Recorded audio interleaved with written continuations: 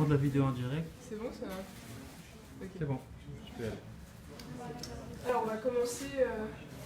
C'est bon, vous ne voyez pas trop là en fait.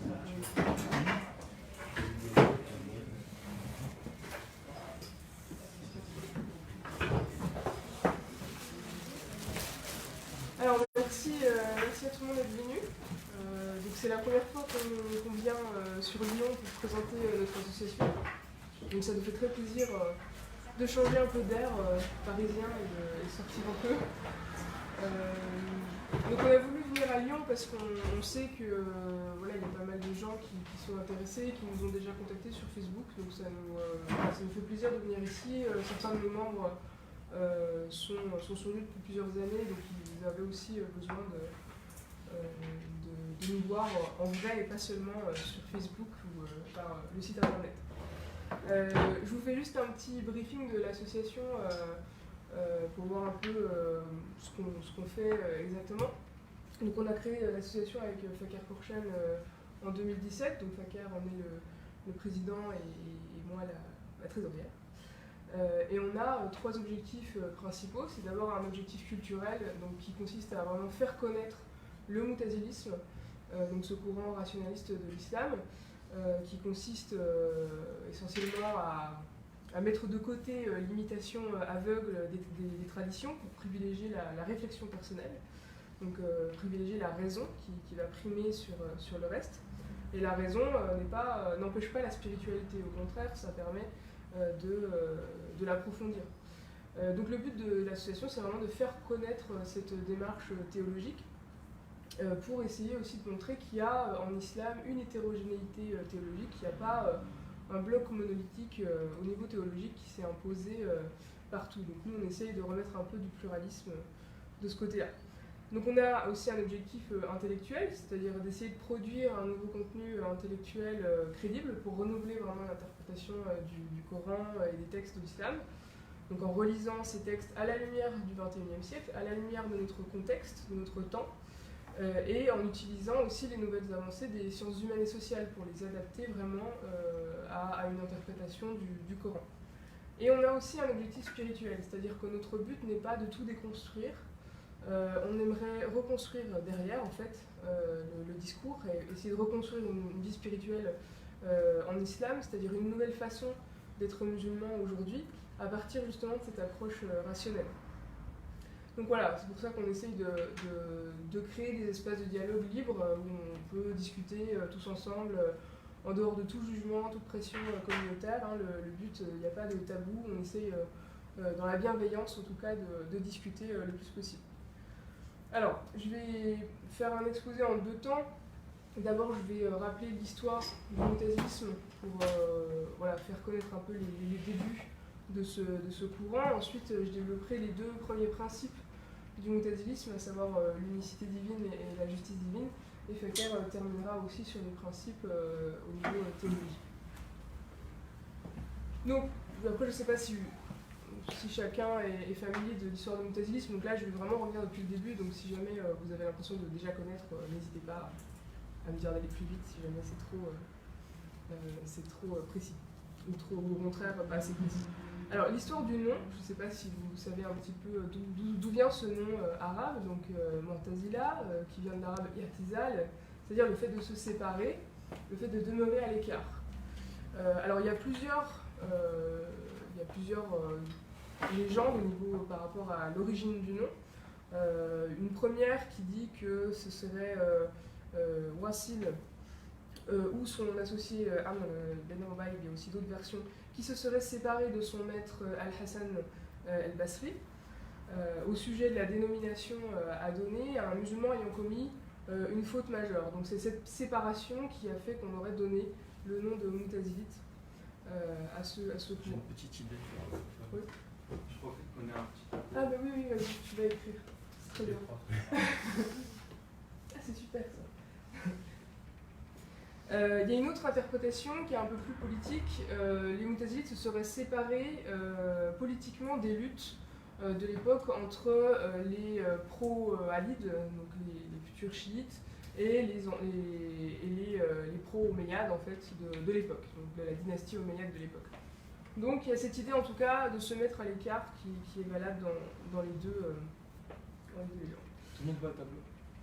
S'il y a des noms que vous avez besoin d'avoir, on me le dites et puis je verrai. Donc le fondateur officiel, même s'il y a aussi des variantes, hein, on dit souvent justement donc, que c'est Wassil ibn Arata, qui est mort en 728. Non, 48, pardon, en 748.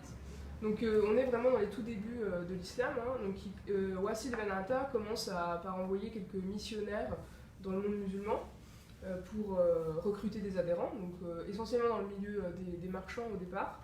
Beaucoup parmi ces premiers Mutazilites étaient des non-arabes, qu'on appelait les Mawali, c'est-à-dire provenant de familles iraniennes la plupart du temps qui se sont convertis et qui subissaient à l'époque une certaine discrimination faite par la dynastie califale des Omeyyades, qui était basée donc, à Damas, contre les non-arabes. Donc on est dans ce contexte-là. Ensuite, Wassil va avoir un successeur, c'est son disciple Amr ben Ubayd, et les Mutazilites vont commencer à soutenir les révoltes anti-Omeyyades de l'époque. Alors ensuite, on a deux écoles géographiques qui vont se distinguer assez tôt. Une école de Basra et une autre école dite de Bagdad. Donc, dans l'école de Basra, on a plusieurs membres éminents, hein, comme Abu Hashim al-Juba'i, le Qadi Abd el-Jabbar qui est mort en 1025, al-Juba'i est mort en 933. Et l'école de Bagdad, on a notamment le célèbre Abu Murdar qui a fait parler de lui par la suite, parce que l'école de Bagdad en fait se distinguait par un fort ascétisme et une tendance à se rapprocher des pratiques ascétiques soufis de l'époque. Et donc Al-Murdar, qui est mort en 841, on l'a surnommé le moine des Mutazilites. C'est-à-dire qu'il taxait très souvent de mécréance quiconque fréquentait les princes. Il rejetait en fait fermement toute alliance politique, et voire parfois même toute alliance avec les marchands. Enfin, je crois qu'il s'éloignait le plus possible de tout ce qui était relations commerciales. Donc, et cette école reprochait aux Mutazilites de Basra de trop s'allier au pouvoir et de s'être laissé aller dans une trop grande spéculation et une trop grande abstraction dans le cadre de la réflexion théologique. Et autre point aussi, Al-Murdar, c'est qu'il voulait aussi s'éloigner un peu de l'élite, d'une approche trop élitiste, et il cherchait des formes adaptées pour transmettre à des néophytes des réalités complexes, donc à travers des genres littéraires plus plaisants, imagés, des histoires édifiantes. Donc il refusait en fait d'agir avec mépris avec les masses non expertes pour toucher les gens vraiment au quotidien. Donc il s'est en tout cas concentré sur ces éléments-là. Donc tout ça pour vous dire que le mutazilisme à ses débuts, hein, c'est beaucoup de personnalité, d'individualité. Il y a presque autant de mutazilisme qu'il y avait de mutazilites, enfin, c'est extrêmement varié. Chacun avait des idées bien précises. Donc voilà, il ne faut pas oublier cette diversité au sein même du mutazilisme. Alors ensuite, il va y avoir une autre période, c'est la période du 9e siècle, où les mutazilites vont s'allier, enfin une partie des mutazilites va s'allier au pouvoir, sous le califat d'Al-Ma'moun, donc le calife abbasside de 813 à 833. Et Al-Ma'moun est connu pour avoir imposé aux oulémas la doctrine du Coran créé, donc qui était un des principes mutazilites. Donc chaque ouléma devait faire la profession de foi pour déclarer que le Coran était créé, au risque de perdre bien sûr sa place d'ouléma. Et le juge et chef suprême de la Mihna était justement Ibn Abi Du'ad, qui était un mutazilite de l'époque. Alors après, il ne faut pas voir, El-Ma'moun il s'est aussi allié à des non-mutazilites. Son principal conseiller, notamment Bishr el-Marisi, était un partisan du déterminisme, donc rien à voir avec le mutazilisme. Voilà, il y a un contexte politique qu'il faut saisir en fait à l'époque et bien comprendre les logiques qui ont provoqué cette mihna, donc cet examen. À cette époque, en fait, a commencé à émerger une nouvelle classe sociale, celle des experts en religion, les oulémas, qui ont en fait profité, donc à l'époque de la mise par écrit des traditions prophétiques et la mise par écrit du droit, et qui en ont profité pour prendre de plus en plus de pouvoir, notamment du pouvoir politique. Et eux-mêmes se voyaient comme les successeurs du prophète, voire les successeurs de Dieu, car eux-mêmes étaient les seuls capables de savoir interpréter le Coran, de savoir interpréter la loi divine. Donc en fait, il va se mettre en place une concurrence entre le pouvoir du calife, El-Ma'moun, et le pouvoir des oulémas, qui vont contester de plus en plus le pouvoir politique à El-Ma'moun. Moi, je suis un petit peu noyé. Donc, la Oui. personne là qui était vraiment contre le pouvoir politique, C'est Al-Muqtada. D'ailleurs, donc lui, moi, il m'intéresse beaucoup. Oui, il Parce est qu'il est récipient. vraiment intéressant. Mais il s'est opposé à Parce qu'il a cette Al-Muqtada. démarche, parce que c'est le danger, Mm. c'était le danger premier. Donc lui, il l'a senti tout de suite. C'est ça. Et après, Et pas que lui, parce il avait qu'après, d'autres- derrière, on d'autres- passe tout de suite, vous êtes passé donc à en fait, l'entrée des Mu'tazilites Mm. dans le pouvoir politique. C'est ça. Et là, c'est un autre personnage. Alors, Al-Ma'moun, c'est le calife en fait. C'est le calife Al-Mamoun. Mais qui c'est qui était la représentation des Mu'tazilites avec Al-Mamoun? Alors, il y en C'est avait. il y avait quelqu'un qui est ressorti ou pas? Il y avait plusieurs. Comme je l'ai dit, le chef suprême de la Mihna était Ibn Abi Du'ad, donc qui était du coup à l'époque Donc, le représentant Ahmad ibn Abu- de cette C'est le école. premier. Oui. Ibn Abi Du'ad, à cette époque d'Al-Ma'moun, était vraiment le partisan vraiment de l'alliance avec le pouvoir en tout cas. Et l'autre, il a disparu. Alors l'autre, en fait, Al-Mondar, là. El-Mondar, il était dans une attitude très ascétique de retrait total du monde. Donc en fait, de fait, Il n'a pas participé du tout. alors il a rejeté en fait toute alliance. En Toute fait. alliance avec le pouvoir politique. Ouais, c'est ça. Par rapport à El-Mamoun, ils sont de la même époque ou... Alors Al-Ma'moun, il est mort en 833 et Al-Murda, il est mort en 841. Donc oui, ils sont contemporains. Vraiment. Le Al-Mamoun, c'est celui qui a fait la maison de la sagesse. Oui, c'est aussi Al-Ma'moun a fait une autre bonne chose quand même. Oui. C'est la maison de la sagesse, la Bayt al-Hikma, donc où on a rassemblé beaucoup de savants pour traduire de nombreux ouvrages. Ça a permis notamment de nombreux ouvrages grecs de l'Antiquité grecque de passer du côté. Par rapport à l'époque, je dirais, lequel est le plus représentatif du monde, des Mu'tazilites? Ça, c'est compliqué à C'est dire. compliqué parce qu'en réalité, on n'a pas assez de. Il y a beaucoup de sources, beaucoup de travaux, beaucoup de livres qui parlaient de la tiselle dans la vie quotidienne, dans comment ça se passait, qui ont été détruits. Ce qui fait qu'on a aujourd'hui, ce qu'on essaie de faire beaucoup, c'est on essaie de reconstituer ce qui a existé vraiment. Après, on sait que le mu'tazilisme était beaucoup plus diffusé que ce qu'on peut penser. La chose, c'est que justement, qui était dans une conception plus proche du pouvoir et qui était plutôt dans la lignée d'El-Mourda, peut-être pas aussi extrême que lui, mais disons dans cette école-là de Bagdad, on va dire, parce qu'au début, je fais une petite précision, ce sont des écoles qui sont au début géographiques. Et après, elles sont Et tellement. comme tu as dit, ça va devenir aussi une affiliation à partir d'éléments, de principes. C'est-à-dire que tout le monde se reconnaîtra dans les 5 principes,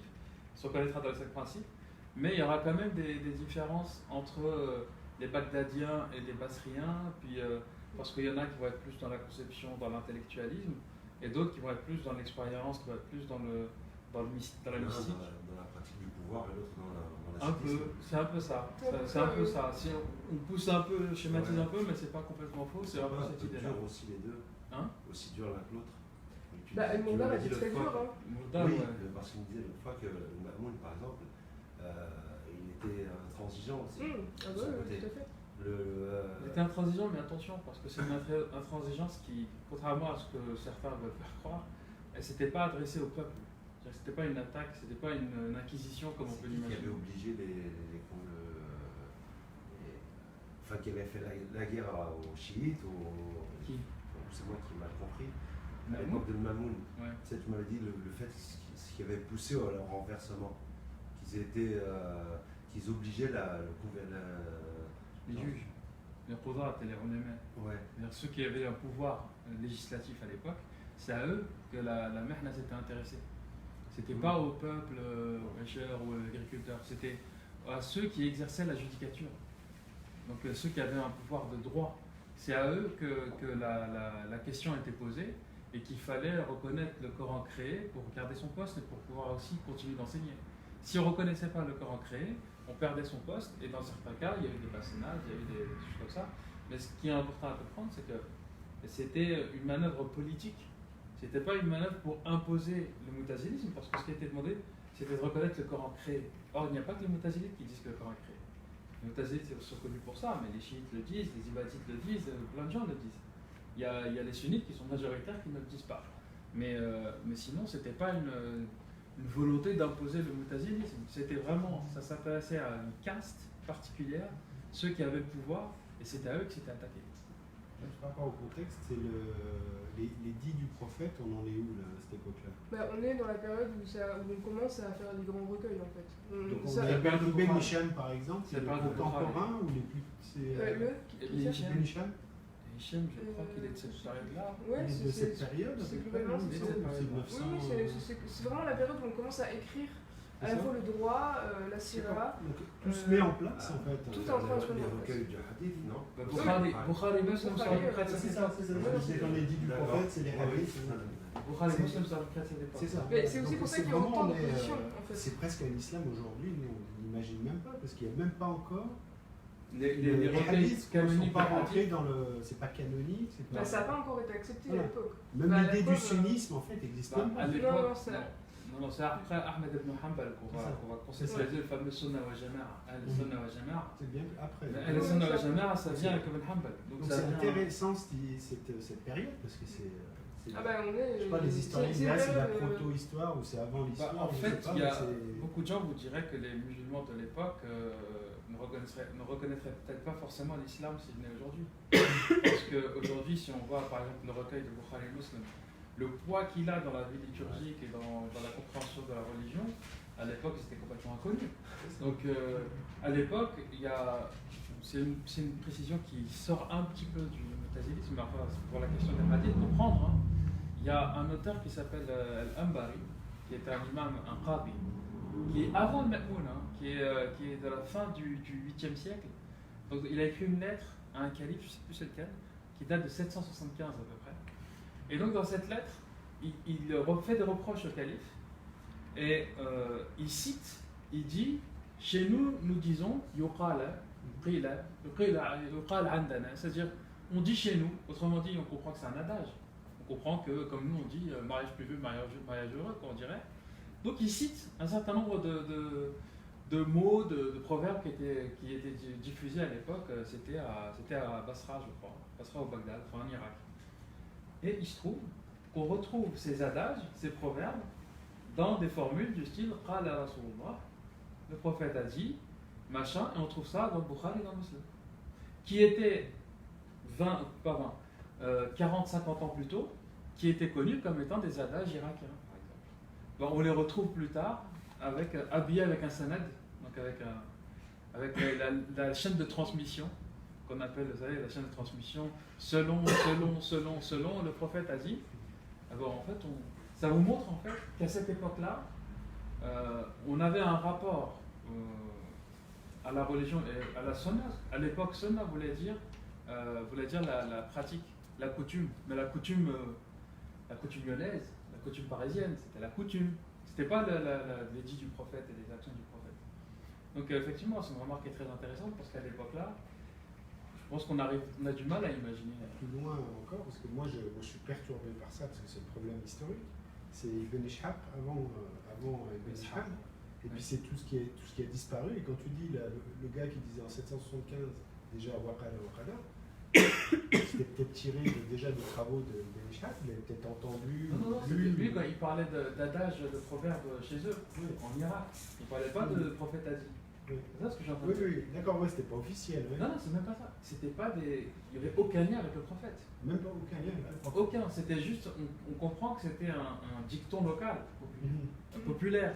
Et ce dicton populaire se retrouvait adoubé plus tard en hadith sahih.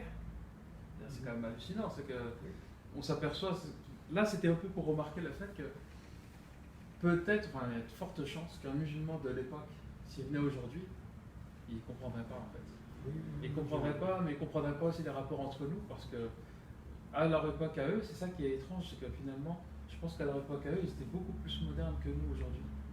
C'est-à-dire que eux, il y avait pas mal de différences, mais par exemple, on apprend que des opposants théologiques qui passaient leur temps à se pourrir dans des livres théologiques de controverse, ils étaient partenaires dans une affaire commerciale.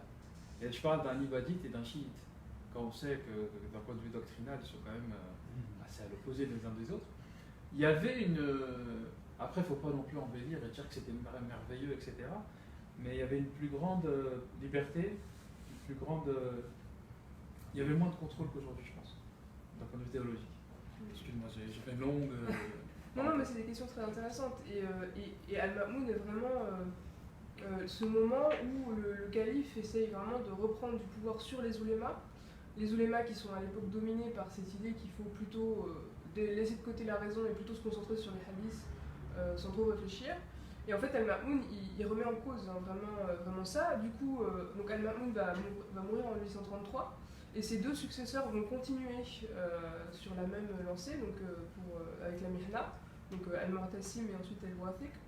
Et c'est le calife Al-Mutawakkil, J'écris tous les noms. ouais.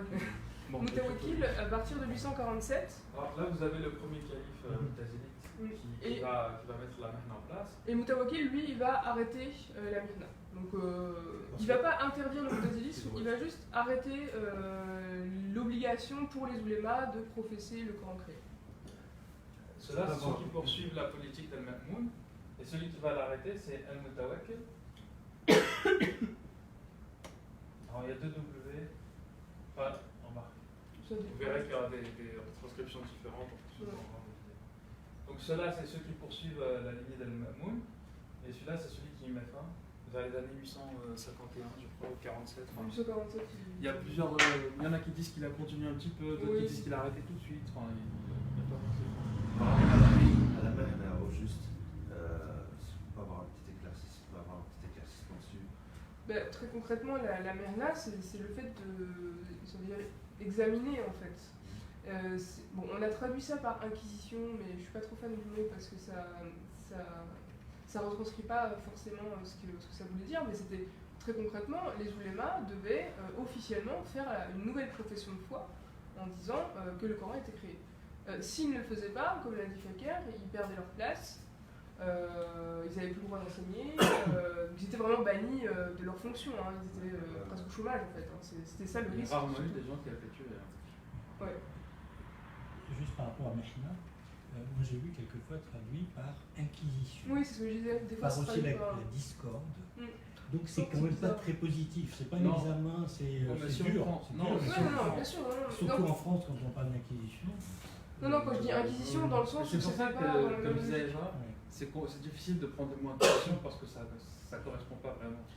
Non, parce que Myrna, Averroès, quand il a été disgracié du calife Al-Mansour, on a appelé ça aussi une Myrna, c'est-à-dire que c'était le fait d'exiler, vraiment de lancer une disgrâce en fait sur quelqu'un. Certains ont résisté à Al-Ma'moun, le plus célèbre c'est Ahmed ibn Hanbal, fondateur de l'école Hanbalite, qui lui a été arrêté, qui lui a subi des sévices de la part du pouvoir. Il a été arrêté, etc. Emprisonné. Et il a été emprisonné. Et lui, donc, n'a jamais voulu professer le Coran créé avec deux autres de ses compagnons, je ne sais plus comment ils s'appelaient, mais il n'y avait pas que Ibn Hanbal, enfin il y en avait d'autres. C'est lui qui passe pour être le parangon de la résistance. En fait, du coup, le fait d'avoir fait une oppression comme ça sur ces oulémas-là, ça a renforcé l'école hanbalite, alors qu'à la base, c'était censé leur enlever en fait, le pouvoir qu'ils avaient initialement. Mais ça a fait un peu l'effet inverse. Oui, parce que du coup, même aujourd'hui, c'est ça où on voit quand même l'échec de cette politique, c'est que même aujourd'hui, on a brodé énormément sur ça. On emploie le mot inquisition, ça montre quand même jusqu'où. Oui, parce qu'on sait en France, quand il y a inquisition, on repense au bûcher, le Todafé et tout, alors que c'est jamais arrivé jusque-là, la Mehna. Et du coup, Comment le savoir Quelles sont les sources historiques Quels les sont les sources- historiens Essentiellement, les sources qu'on a, c'est des sources en général anti-mutazilites, et même les sources anti-mutazilites ne mettent pas en avant qu'il y a eu des C'est-à-dire que même débordements, si les c'est Antilles ne disent pas inacceptable ça. ce qu'Al-Ma'moun a fait. Enfin, ça- Après, c'est les très modernes qui ont tendance à créer des choses, mais comme historiquement il n'y a pas de sources sur ce qu'ils disent, ça a créé des soucis, mais on crée une représentation exagérée qui justifie justement la politique de répression qui s'est abattue sur les mutaziles plus tard. Et là, par contre, il y a eu des villages, il y a eu les livres. Tout à l'heure, la question, on a du mal à répondre à certaines questions parce qu'on a perdu énormément de matériaux. Il y a énormément de livres mutazilites dont on connaît que les titres. On connaît que les titres parce qu'ils ne sont pas arrivés. On connaît parce qu'il y a des adversaires qui ont cité, parfois, il y a quelques rares livres qui ont pu survivre, des livres mutazilites qui sont passés jusqu'à nous, mais il y en a peut-être une dizaine. Alors que c'était des gens qui ont produit énormément. À part les théologiens, les qadis, les juges, etc., est-ce qu'il y avait des historiens, style El-Waqidi par exemple, ou le Minsad, etc. Parce qu'on a envie parfois de s'appuyer sur des sources. Sinon, si on s'appuie que sur la théologie ou le fiqh, ou la mystique, c'est pas toujours historique. C'est pas toujours... Il y avait des historiens, après ils n'ont pas spécifiquement traité des moutazilites. Il n'y a pas eu une histoire du moutazilisme à l'époque. On a des grands historiens, et effectivement, Tabari jusqu'en 1993, ça effectivement. Est-ce qu'il en parle? Non, c'est pas spécialement. Il va en parler, si, il va en parler. Il va évoquer en fait tout ce qu'on vient de dire, mais c'est pas. En même temps, c'est pas son projet littéraire. Il ne va pas faire une histoire de moutazilisme. Son projet, c'était de faire une histoire universelle de l'islam. On peut évoquer la Mehna, mais sans forcément parler de Mu'tazila. C'est-à-dire qu'il ne faisait pas forcément des ramifications avec les écoles. Il parle d'événements historiques. C'est plus Coran créé et Mehna qui reviennent en fait dans les sources historiques, dans les chroniques. Si je peux me permettre, juste après j'arrête de vous couper, c'est l'aspect en fait politique qui rentre tout de suite en ligne de compte. En même temps, j'ai l'impression que l'histoire de l'islam, en général, après la mort du prophète, en fait, ou même déjà avant, ça devient en même temps, très politique ou quasi politique. C'est inévitable, dans le sens où le chiisme est né d'une contestation d'une succession, en fait. Donc tout, à la base, et d'ailleurs les moutazilites ont dit donc, qui se sont écartés justement de ces problèmes entre chiites. Alors, il ne faut pas les appeler sunnites encore à l'époque, mais les alides et puis les partisans. Voilà, les alides et les pro-omeyyades, par exemple, ça c'est des choses essentiellement politiques. À cette époque-là, jusqu'au fin 8e ou 9e siècle, on peut dire, il n'y a pas encore vraiment de théologie. C'est au 9e, au 10e que ça se structure, ça. Mais bien après, en fait. Raison, les arguments théologiques viennent après. Le but du jeu, c'est chez les mu'tazilites, en fait, c'est qui c'est qui va imposer sa théologie. En fait. Parce que c'est des théologiens, les mu'tazilites. Oui, c'est des théologiens, oui. Oui, mais il y avait des principes. C'est qu'il y a des théologies, il y en a plein. Oui. Chez nous, ils en font partie. Mais en fait, il y en a une qui s'impose depuis tout le temps, non, pas depuis tout le temps. En fait, les Mu'tazilites part du par la suite. il part du principe que la raison est la première des preuves. Ça veut dire quoi concrètement? Ça veut dire que si on utilise la raison, peu importe votre appartenance religieuse, votre ethnie ou que sais-je, du moment que vous utilisez la raison, vous pouvez aboutir à des vérités d'essence. Donc on n'a pas besoin de s'adosser à un texte. Et en fait, quand Ma'moun a voulu mettre un peu le holà à l'autorité des juges, c'était aussi, lui, il faisait une place à ceux qui n'étaient pas dans la Bayt al-Hakma, par exemple. Les savants dans la Bayt al-Hakma n'étaient pas tous mu'tazila. Il y avait des mu'tazila, il y avait des chrétiens, il y avait des juifs, il y avait des chiites, il y avait des sunnites, il y avait toute obédience. Le principal, c'était de reconnaître ce principe, enfin, pas pour les gens, mais lui, il reconnaissait ce principe, que c'était la raison qui était la première source. Donc il fallait régler la question, la res publica, la chose publique, la régler à partir d'une réflexion rationnelle et pas à partir d'un appui sur un texte. Je pense en tout cas, c'est ma lecture du truc. Et c'est pour ça qu'André Miquel, je profite, qui est un historien, qui est un islamologue, qui a traduit pas mal de livres, etc. André Miquel estime que Al-Ma'moun a été la première tentative de laïcisation dans le monde musulman. Donc c'est pour dire un peu la portée du... Après, quand on dit tout est politique, vous êtes... quand vous avez une... Ça, c'est ce que disent les philosophes pragmatistes, que j'aime beaucoup, comme William James, c'est que votre croyance, elle doit se traduire dans les actes. Ce que dirait Bergson, après James, c'est-à-dire qu'il y a l'aspect conséquentialiste de la pensée, de votre croyance. Votre croyance, qu'est-ce qu'elle donne? Est-ce qu'elle va produire un effet? Et je pense qu'en islam, il y avait cette conception-là, c'est-à-dire que la croyance ne peut pas être simplement un vœu pieux ou des vacances morales, comme disait James, c'est-à-dire on garde ça pour nous et puis peu importe le reste. Il fallait que ça se traduise dans les actes. Et forcément, quand vous dites ça, à un moment donné, se pose la question du rapport à la politique. Moi j'abuse, je suis vraiment désolé, à propos de raison. Non mais c'est vrai, on est piégés là, nous, je ne suis pas spécialiste du tout, je connais rien, mais je me dis, est-ce qu'il y a une différence entre raison et intellect, par exemple? Parce que le mot raison en arabe, qui est un mot très ancien, ne veut pas dire exactement comme la raison on l'entend aujourd'hui. Non, mais Et ça, pour être honnête, je me dis, est-ce que si ça veut dire l'intellect, l'aql, même l'étymologie de l'aql est intéressant. C'est le lien qui servait à attacher les Exactement, charbons. comme intelligence d'ailleurs. Comme le mot intelligence, intellect, pareil en latin, ça veut dire. Ce qui me gêne, c'est après coup, est-ce qu'on n'arrange pas un peu les choses? Est-ce que c'est pas plutôt intellect, ça veut dire simplement réfléchir? Vous le disiez d'ailleurs au début, vous avez la réflexion personnelle. Est-ce que ce n'est pas la réflexion? On est loin de la raison, parce qu'on peut réfléchir n'importe comment. Oui, donc ça, c'est sûr. Et justement, les Moutazides défendaient une certaine méthode pour réfléchir. C'est-à-dire qu'il ne suffit pas de réfléchir. Il y a un moment donné, il y a une certaine logique en fait, à forcer un peu le raisonnement aussi pour pas que ça parte effectivement dans tous les sens. Parce qu'il peut y avoir, quand on regarde la raison juridique, elle peut vraiment dévier. Parce que vous pouvez faire un raisonnement super bien construit pour prouver qu'il faut battre sa femme. Donc, effectivement, il y a un problème aussi à cette raison juridique. Il faut lui donner un certain cadre, des principes même, je dirais, en fait, qui vont quand même diriger un minimum le principe de bien commun. L'idée qui est magnifique quand même, je rends un côté positif, c'est l'idée du débat. Oui, aussi. Pour ces gens du 9e siècle, ils vont dire on va débattre.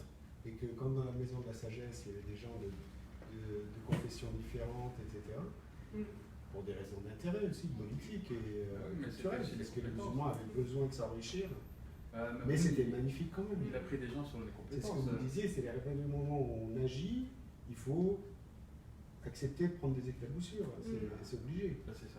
On n'est pas parfait. À cette époque-là, ils traduisaient, commentaient les philosophes grecs, que ce soit au départ Platon, puis après Socrate. Ils utilisaient la rhétorique, le syllogisme, etc. Donc, ils ont appris une façon de penser, héritée en partie des Grecs, mais pas que. Voilà, et donc ça a construit donc la raison, on va dire le concept de raison, même s'il était différent de celui comme beaucoup de mots, est différent de celui du XXIe siècle, il y a quand même toute une antériorité et une suite, on va dire, entre la philosophie grecque et puis les penseurs du IXe siècle, XIIe siècle. Et ils ont adapté leur façon de penser et ils ont construit quand même. Donc c'est vrai que la raison n'était pas Moi, j'aimerais aujourd'hui. bien que vous nous expliquiez, parce que je suis venu un peu pour ça aussi, c'est la place des philosophes, Al-Farabi, Al-Kindi, etc., et les théologiens, et l'autonomie de la philosophie par rapport à la théologie. Il ne s'adresse pas de la même manière aux Grecs, si je puis dire, au texte grec, les théologiens mu'tazilites. Al-Farabi, est-ce qu'il était mu'tazilite, Al-Kindi? Non. Donc, et c'est quand même des philosophes pas des moindres connaisseurs des Grecs.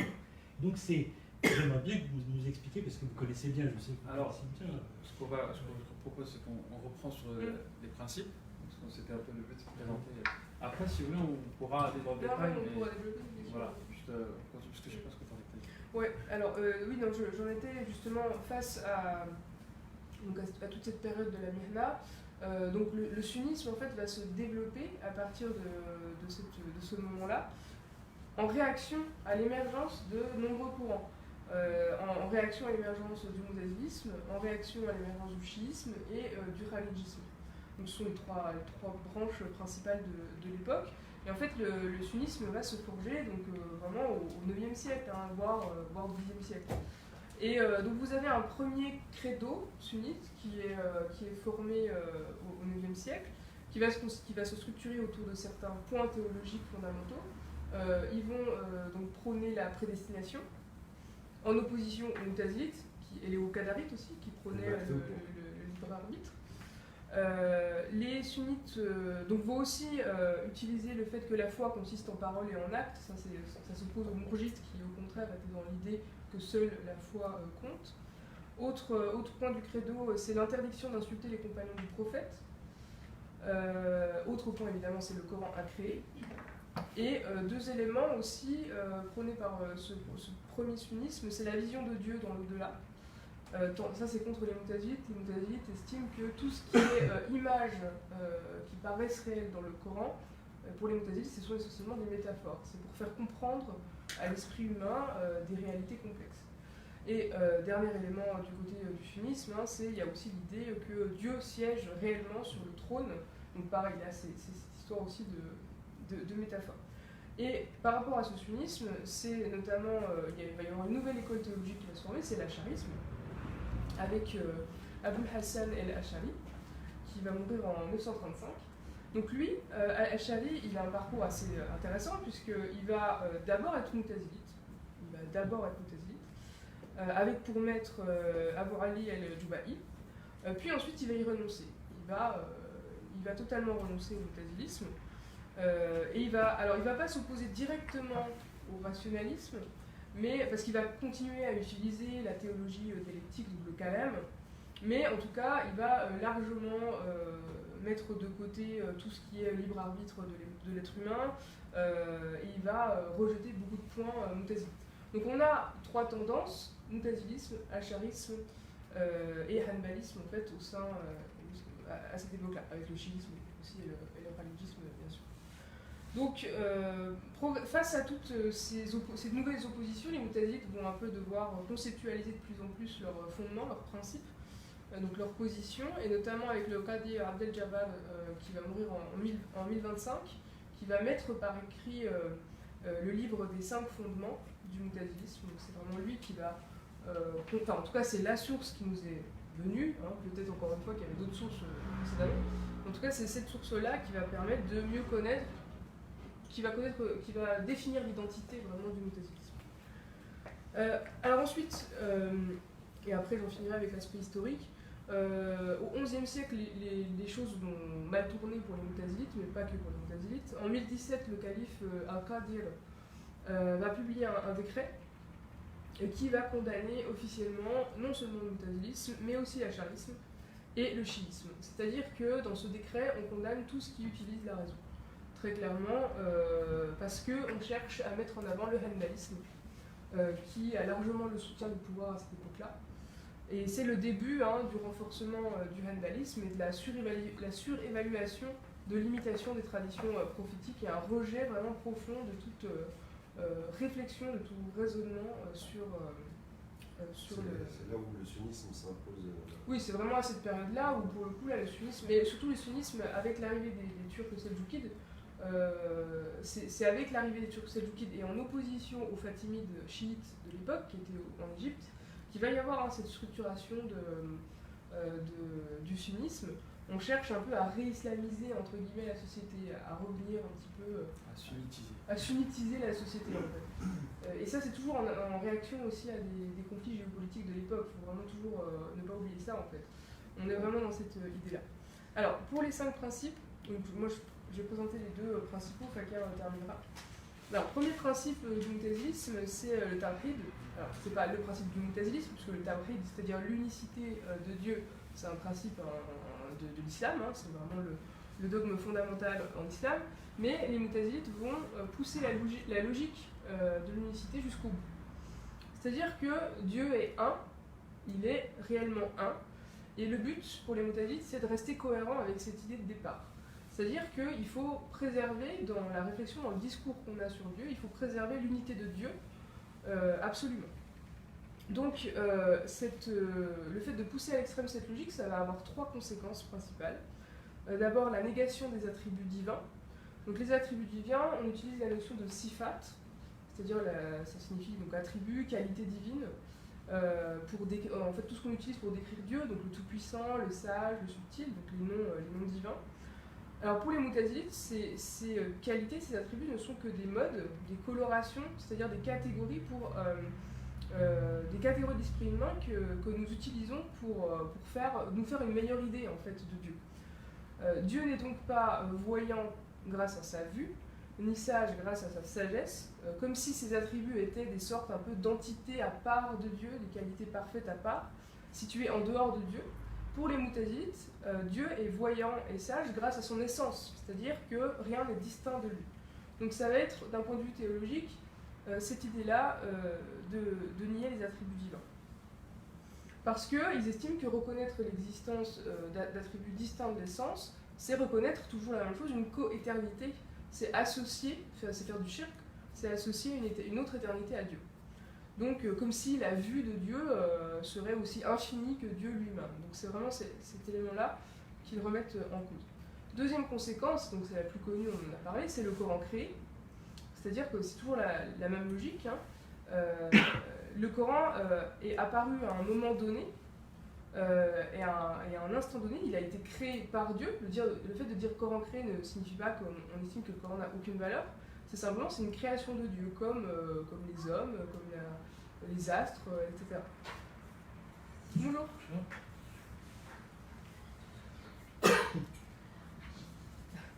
Bonjour. Ah, ça marche.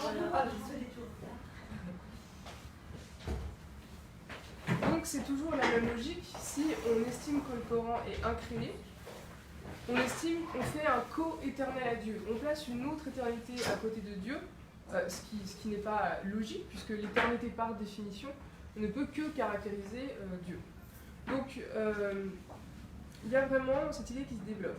Alors je voudrais faire une petite digression par rapport à ça. Certes, donc, les Moutazilites pensaient que le Coran était créé, mais comme Fakir l'a dit, les chiites aussi, il y avait tout un courant chiite aussi qui estimait que le Coran était une création. Je parle notamment d'Al-Muqaddasi, c'était un géographe chiite ismaélien du Xe siècle, et qui dit, alors il se pose la question, Al-Muqaddasi, à un moment donné dans son ouvrage de géographie, il veut savoir quelles sont les mers qui sont désignées dans le Coran, en sourate 25 et verset 53 et en sourate 31 verset 26. Il est fait mention de mers, et le but pour Al-Muqaddasi, c'est d'essayer de savoir où sont ces mers. Ça désigne quoi? La mer Méditerranée, etc. Et il va dire la chose suivante: Dieu s'est adressé aux Arabes en leur parlant de choses qu'ils connaissaient, qu'ils avaient sous les yeux, pour que ces arguments prissent plus de poids vis-à-vis d'eux. Or, les Arabes ne voyageaient que sur ces mers, c'est-à-dire celles qui entouraient la péninsule arabique. C'est-à-dire que pour Al-Muqaddasi, ces mers, c'était essentiellement les différentes mers qui entouraient la péninsule arabique. C'est-à-dire qu'on ne pouvait pas imaginer que ces mers étaient des mers extérieures que les Arabes ne connaissaient pas à l'époque, par exemple la mer d'Aral, la mer Caspienne. Et pourtant, à l'époque d'Al-Muqaddasi, ceux qui étaient plutôt partisans d'un Coran créé vont estimer que, au contraire, dans le Coran, ce sont les mers, c'est la mer Caspienne, la mer d'Aral, qui pourtant à l'époque étaient inconnues des Arabes, parce qu'on est dans la logique aussi de vouloir montrer qu'il y aurait des miracles scientifiques dans le Coran, c'est-à-dire qu'on trouverait dans le Coran déjà un état des connaissances fini et parfait. Donc Al-Muqaddasi, il a plutôt une conception assez évolutionniste du Coran, et pas créationniste.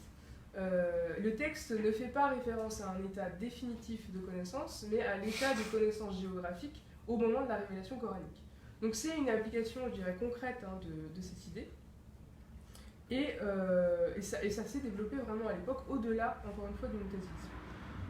Donc la question qu'on peut se poser aujourd'hui, c'est bien beau, ce principe moutazilite de l'unicité, comment aujourd'hui on peut essayer de se l'approprier pour trouver moyen de l'adapter. Et on peut se dire que finalement, le Coran est empreint vraiment de son contexte de création. Donc ça veut dire que le Coran il peut être soumis à la raison, à la réflexion, à la méditation. Et on peut donc, et on doit, aller au-delà de la lettre. On peut l'étudier en le soumettant à l'esprit humain, aux disciplines des sciences humaines, etc., de la philosophie. Donc on peut vraiment en tirer aujourd'hui, c'est-à-dire que se poser la question, qu'est-ce que le Coran peut nous dire à nous, hommes et femmes du XXIe siècle, et être dans l'idée que le Coran finalement n'est pas un point final, il donne plutôt des directions. On parle de al-Kitab, et aussi c'est une idée un peu de direction. Donc le Coran donne des indications. Mohamed Talbi parle de vecteur, le Coran est un vecteur, il va montrer vraiment une direction. Et il y a aussi l'idée qui s'est développée chez les nouveaux penseurs de l'islam qu'avec la clôture de la révélation, donc le sceau des prophètes avec Mohammed, Dieu s'est arrêté de parler. C'est-à-dire que Dieu, jusqu'à présent, s'était adressé aux hommes de son époque, et c'est finalement à la raison humaine de terminer le travail, de prendre le relais, et finalement de collaborer avec Dieu, de prolonger sa création, et d'entrer dans une nouvelle ère de maturation. Et selon l'interprétation classique du sceau de la prophétie, Mohammed aurait mené la religion et son interprétation à sa perfection. C'est-à-dire que la prophétie, le sceau, a plutôt une signification de point final, c'est-à-dire on s'arrête là. Tout aurait été terminé, fixé, fini à son époque et parfait. Alors au contraire, vous avez aujourd'hui Abdul Karim Soroush, qui se définit comme néo-moutazilite, qui est un penseur iranien. Lui, il estime que le saut ne signifie pas du tout ça. Ça signifie au contraire un point de départ, c'est-à-dire ça signifie l'émancipation des êtres humains, des sociétés humaines, le début d'une nouvelle ère, et non un point d'arrivée parfait. Donc les nouvelles générations après le scellement de la prophétie sont pour lui incitées vraiment à penser par elles-mêmes et à faire sortir la raison de sa minorité. Et l'imitation des anciennes générations irait donc en contradiction finalement avec ce concept du sceau de la prophétie, en tout cas selon Abdul Karim Soroush. Et il y a aussi cette idée-là, le Coran sans arrêt nous demande de réfléchir, nous demande de faire le lien avec Al-Haqq, de faire le lien avec des signes que Dieu aurait laissés, nous aurait laissés. Il ne s'agit pas de prendre le Coran comme un manuel scientifique où il suffirait de lire et d'étudier le Coran pour trouver des miracles scientifiques, encore une fois. Au contraire, c'est-à-dire que le Coran va nous enjoindre à lever la tête du texte, à dire « mais est-ce que vous ne réfléchissez pas ?» Ça veut dire quoi? Ça veut dire on va essayer de lever la tête, on va essayer de regarder le monde autour de nous et de comprendre vraiment les vérités de ce monde et pas à rester la tête un peu dans le guidon. Donc, toujours par rapport à Abdul Karim Soroush, aujourd'hui, il dit que le Coran est certes créé, mais qu'il est, à son sens, recréé à chaque interprétation. C'est-à-dire qu'on recrée le sens du Coran à chaque interprétation. Et il dit la chose suivante, je cite, « Nous sommes toujours plongés dans un océan d'interprétation. Le texte ne nous parle pas. Vous devrez le faire parler en lui posant des questions. Si les questions sont pertinentes, les réponses aussi seront profondes. Aussi donc l'interprétation dépend de nous. La révélation ne nous montre pas ses secrets en nous parlant directement. Nous devons nous mettre en recherche de ces secrets et trouver les bijoux qui sont cachés là. » Donc il y a vraiment cette idée de on continue le travail en fait. La raison doit prendre le relais au-delà de la révélation. Deuxième principe mu'tazilite, donc il y a eu une unicité divine. Le deuxième principe, c'est la justice divine, al-adl. Alors, certes, Dieu est tout-puissant. Les mu'tazilites n'ont jamais nié à toute puissance divine, mais Dieu est aussi juste et sage. C'est-à-dire que, quelles conséquences ça va avoir, le fait que Dieu soit juste? Eh bien, simplement notre libre arbitre, notre liberté.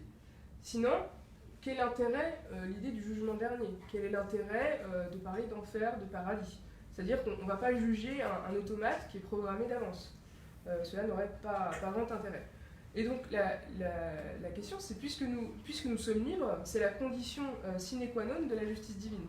Donc nous sommes responsables de nos actes. Il n'y a pas une prédestination de nos actes.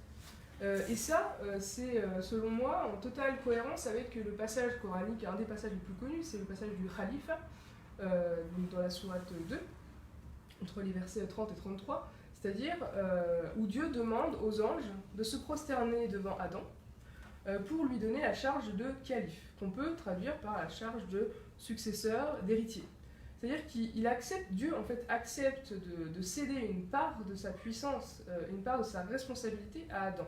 Il accepte même, chose quand même assez incroyable, il demande aux anges de se prosterner devant Adam.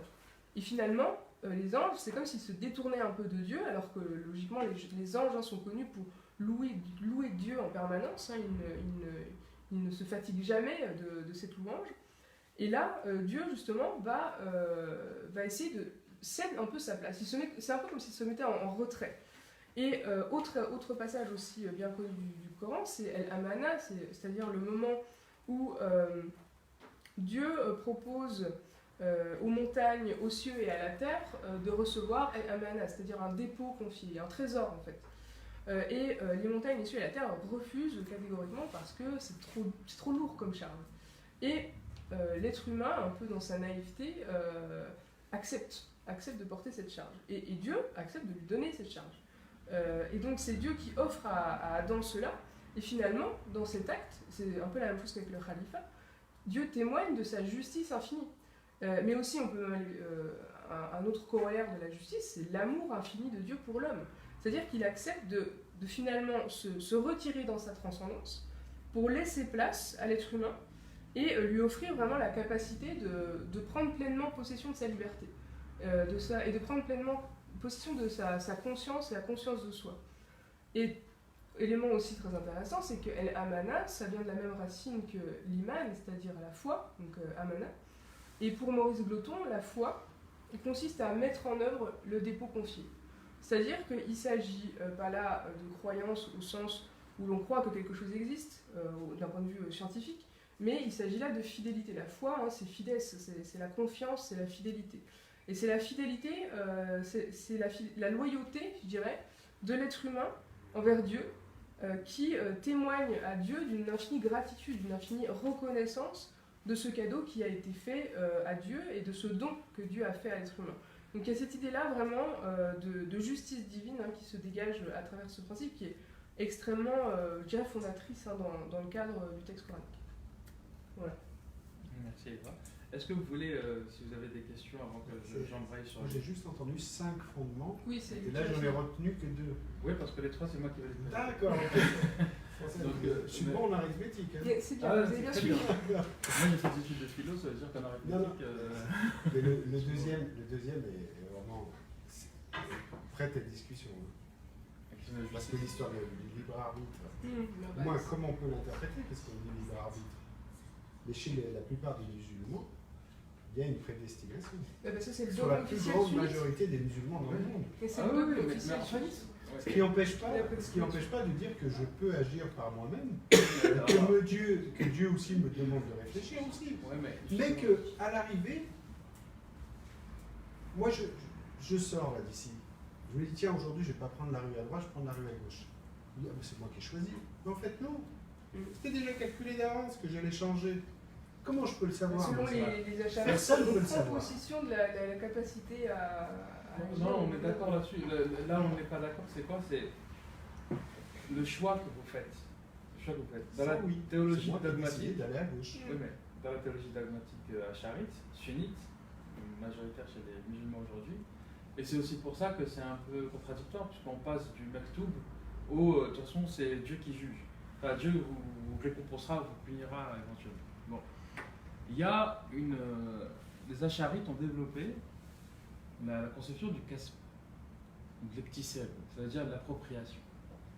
Très concrètement, ça veut dire quoi? Étant donné que le Mu'tazila reconnaissait le libre arbitre, le Mu'tazila disait si je vole, si je prends, c'est moi qui fais, si je fais du bien, c'est moi qui fais, je suis le créateur de mes actes. Les acharites, ils ont dit quoi? Mais impossible, parce que les acharites ont voulu se réconcilier avec les hanbalites. Et Ash'ari s'est placé sous la protection d'Ibn Hanbal. Protection qui lui a mal rendue, puisque les hanbalites ont rejeté les acharites. C'est dur avec l'Ash'ari. Hein. Non, mais j'explique. Je trouve qu'il cherche un compromis. Non, mais il cherche un compromis. Mais justement, c'est qu'on ne peut pas prendre une méthodologie qui est fondée sur le libre arbitre et arriver à une conclusion déterministe. C'est pas possible, sinon, en philosophie, on appelle le monde inconsistant dans la logique formelle. Et on est dans l'inconsistance. Pourquoi on est dans l'inconsistance? Parce que vous dites, étant donné que l'homme ne peut pas être le créateur de ses actes, puisque c'est Dieu qui crée les actes, c'est Dieu qui crée tout, ça veut dire quoi? Ça veut dire que Dieu crée l'acte. L'acte est créé, et moi, homme, je décide de m'approprier cet acte. Et donc, à partir du moment où je passe par l'appropriation, j'en deviens moi-même responsable et donc comptable devant Dieu. Question: l'appropriation elle-même est un acte. Qui décide de l'appropriation? Comme je suis être humain et que je ne crée rien, même pas à ma décision de m'approprier, donc c'est Dieu qui crée lui-même l'appropriation. Donc le système, il est où? C'est que d'un point de vue juridique, cette pensée d'Al-Ash'ari, en fait, il a réussi à faire quoi? Il a réussi à sauver théologiquement le fait que seul Dieu créait et à garantir juridiquement la responsabilisation de l'être humain. Mais si on analyse la donnée d'un point de vue philosophique, d'un point de vue ontologique, on s'aperçoit qu'il y a une contradiction fondamentale, puisqu'on ne peut pas ne pas créer son acte, c'est-à-dire ne pas être responsable de son acte à un moment, on ne peut pas être comptabilisé pour quelque chose qu'on n'a finalement jamais décidé. C'est inconsistant. C'est-à-dire que dans ce cadre-là, la révélation, comme on dit, la révélation, les prophètes, tout ça, à quoi ça sert? À quoi bon? Mais oui, à quoi bon? Si après tout, je ne suis pas musulman, j'en ai rien à faire, je vais faire des trucs, etc. Et on me dit, ah, mais qu'est-ce que tu fais, machin? C'est Dieu qui crée les actes. Qu'est-ce que vous me reprochez à moi? Reprochez à Dieu. Vous voyez la question? Les Mu'tazila, ils ont vu ça avant, parce que la notion du kasb, qui est-ce qui l'a produite le premier? C'est pas l'Ash'ari. C'est ce qu'on appelle un Mu'tazili schismatique, quelqu'un qui ne s'est jamais réclamé en dehors de la tisane, mais que les théologiens mu'tazilites ont eu tendance à rejeter, qui s'appelle Virar ibn Amr. Virar ibn Amr, c'est celui qui va concevoir la notion d'ectisède. Il va dire non, mais en fait, il y a une notion, et attention, parce que ça peut ressembler au synergisme qu'on va retrouver chez les réformateurs protestants au XVIe siècle, parce que vous savez qu'il y a eu le même débat entre protestants et catholiques. Libre arbitre, prédestination, calviniste, Martin Luther, sola scriptura, seule l'écriture, donc c'est Dieu qui décide, tout est prédestiné, etc. Il y a des réformateurs qui ont dit il y a le synergisme. C'est quoi? C'est j'agis dans le monde, je prends mes décisions avec des influences, avec des signes, avec une présence de Dieu qui est là, qui m'envoie des signes, et moi je les prends en considération et je les fais. Bon. Ce système-là, on pourrait l'admettre, parce que finalement c'est un peu ce qu'admettent aussi les Mu'tazila. C'est-à-dire que les ayats de Dieu, les ayats en arabe, ayat c'est le signe. C'est le mot qu'on a choisi aussi pour désigner les versets coraniques. Mais en réalité, les ayats, el-kitab, le kitab c'est pas seulement le livre, il y a deux formes de livres, le kitab al-mastour et le kitab al-mandour. Le livre aligné, écrit, donc la révélation, et le mandour, c'est le livre perçu, c'est le livre de la nature, comme disait Galilée. Vous voyez? Donc en fait, chez les Atizèles, on trouve cette notion-là de. Il y a des signes, il y a des ayats qui sont là et qu'on met le libre arbitre est là. C'est-à-dire qu'à un moment donné, si jamais je devais, personnellement, si je devais reconnaître une pertinence à la pensée de l'Ash'ari, alors quelque part ça invaliderait toute la prophétie. Toute la prophétie de commencer d'Adam jusqu'à Mohammed. Parce que ça n'a plus aucun sens. Et ça n'a plus strictement aucun sens. Et ça, il faut regarder, et c'est pour ça qu'il y a une forme aussi de schizophrénie chez beaucoup de musulmans. Parce qu'on passe du « Ah, mais on sera jugé, Dieu il est juste », dans ce cas-là on applaudit, on a comme une position mu'tazila, à la notion « maktoub ». C'est Dieu qui décide. Maktoub. Parce que le maktoub, ça a bon dos, ça nous arrange. Quand on ne fait pas quelque chose parce qu'on ne sait pas donner moyen de le faire, d'accord? Ah, maktoub. Aujourd'hui, il me semble qu'aujourd'hui, en philosophie, chez les gens qui sont en dehors de l'islam, ils remettent en cause le libre arbitre, philosophiquement parlant. C'est-à-dire que tu agis, tu fais tout ce que tu veux tous les jours, mais en réalité, tu domines à rien du tout. Et ça, c'est pas des musulmans, hein. C'est des athées, ce sont les etc. neurosciences qui vous disent ça, même. Je veux dire, même avant la prise de décision, il y a quelques microsecondes avant. Elle est déjà faite avant que vous pensiez à faire la décision, elle est déjà décidée. Donc on peut se leurrer, on peut se dire que nous on agit, etc. Ils disent que c'est juste un leurre en réalité. Après, vous savez, la question de la. Qu'est-ce que c'est la réalité déjà chez moi? La question des sciences, après voilà, c'est une question qu'on peut poser et qu'on peut discuter ad vitam aeternam. Le problème il est où? Le problème c'est qu'aujourd'hui il y a des théories qui apparaissent. Et puis demain s'il y a des nouvelles. Et puis après-demain, on fait quoi? On change la religion à chaque fois? À un moment, il faut. Non, ce que je veux dire, ce que je veux dire par là, c'est qu'on a une compréhension qui nous permet en fait de charger de sens la révélation.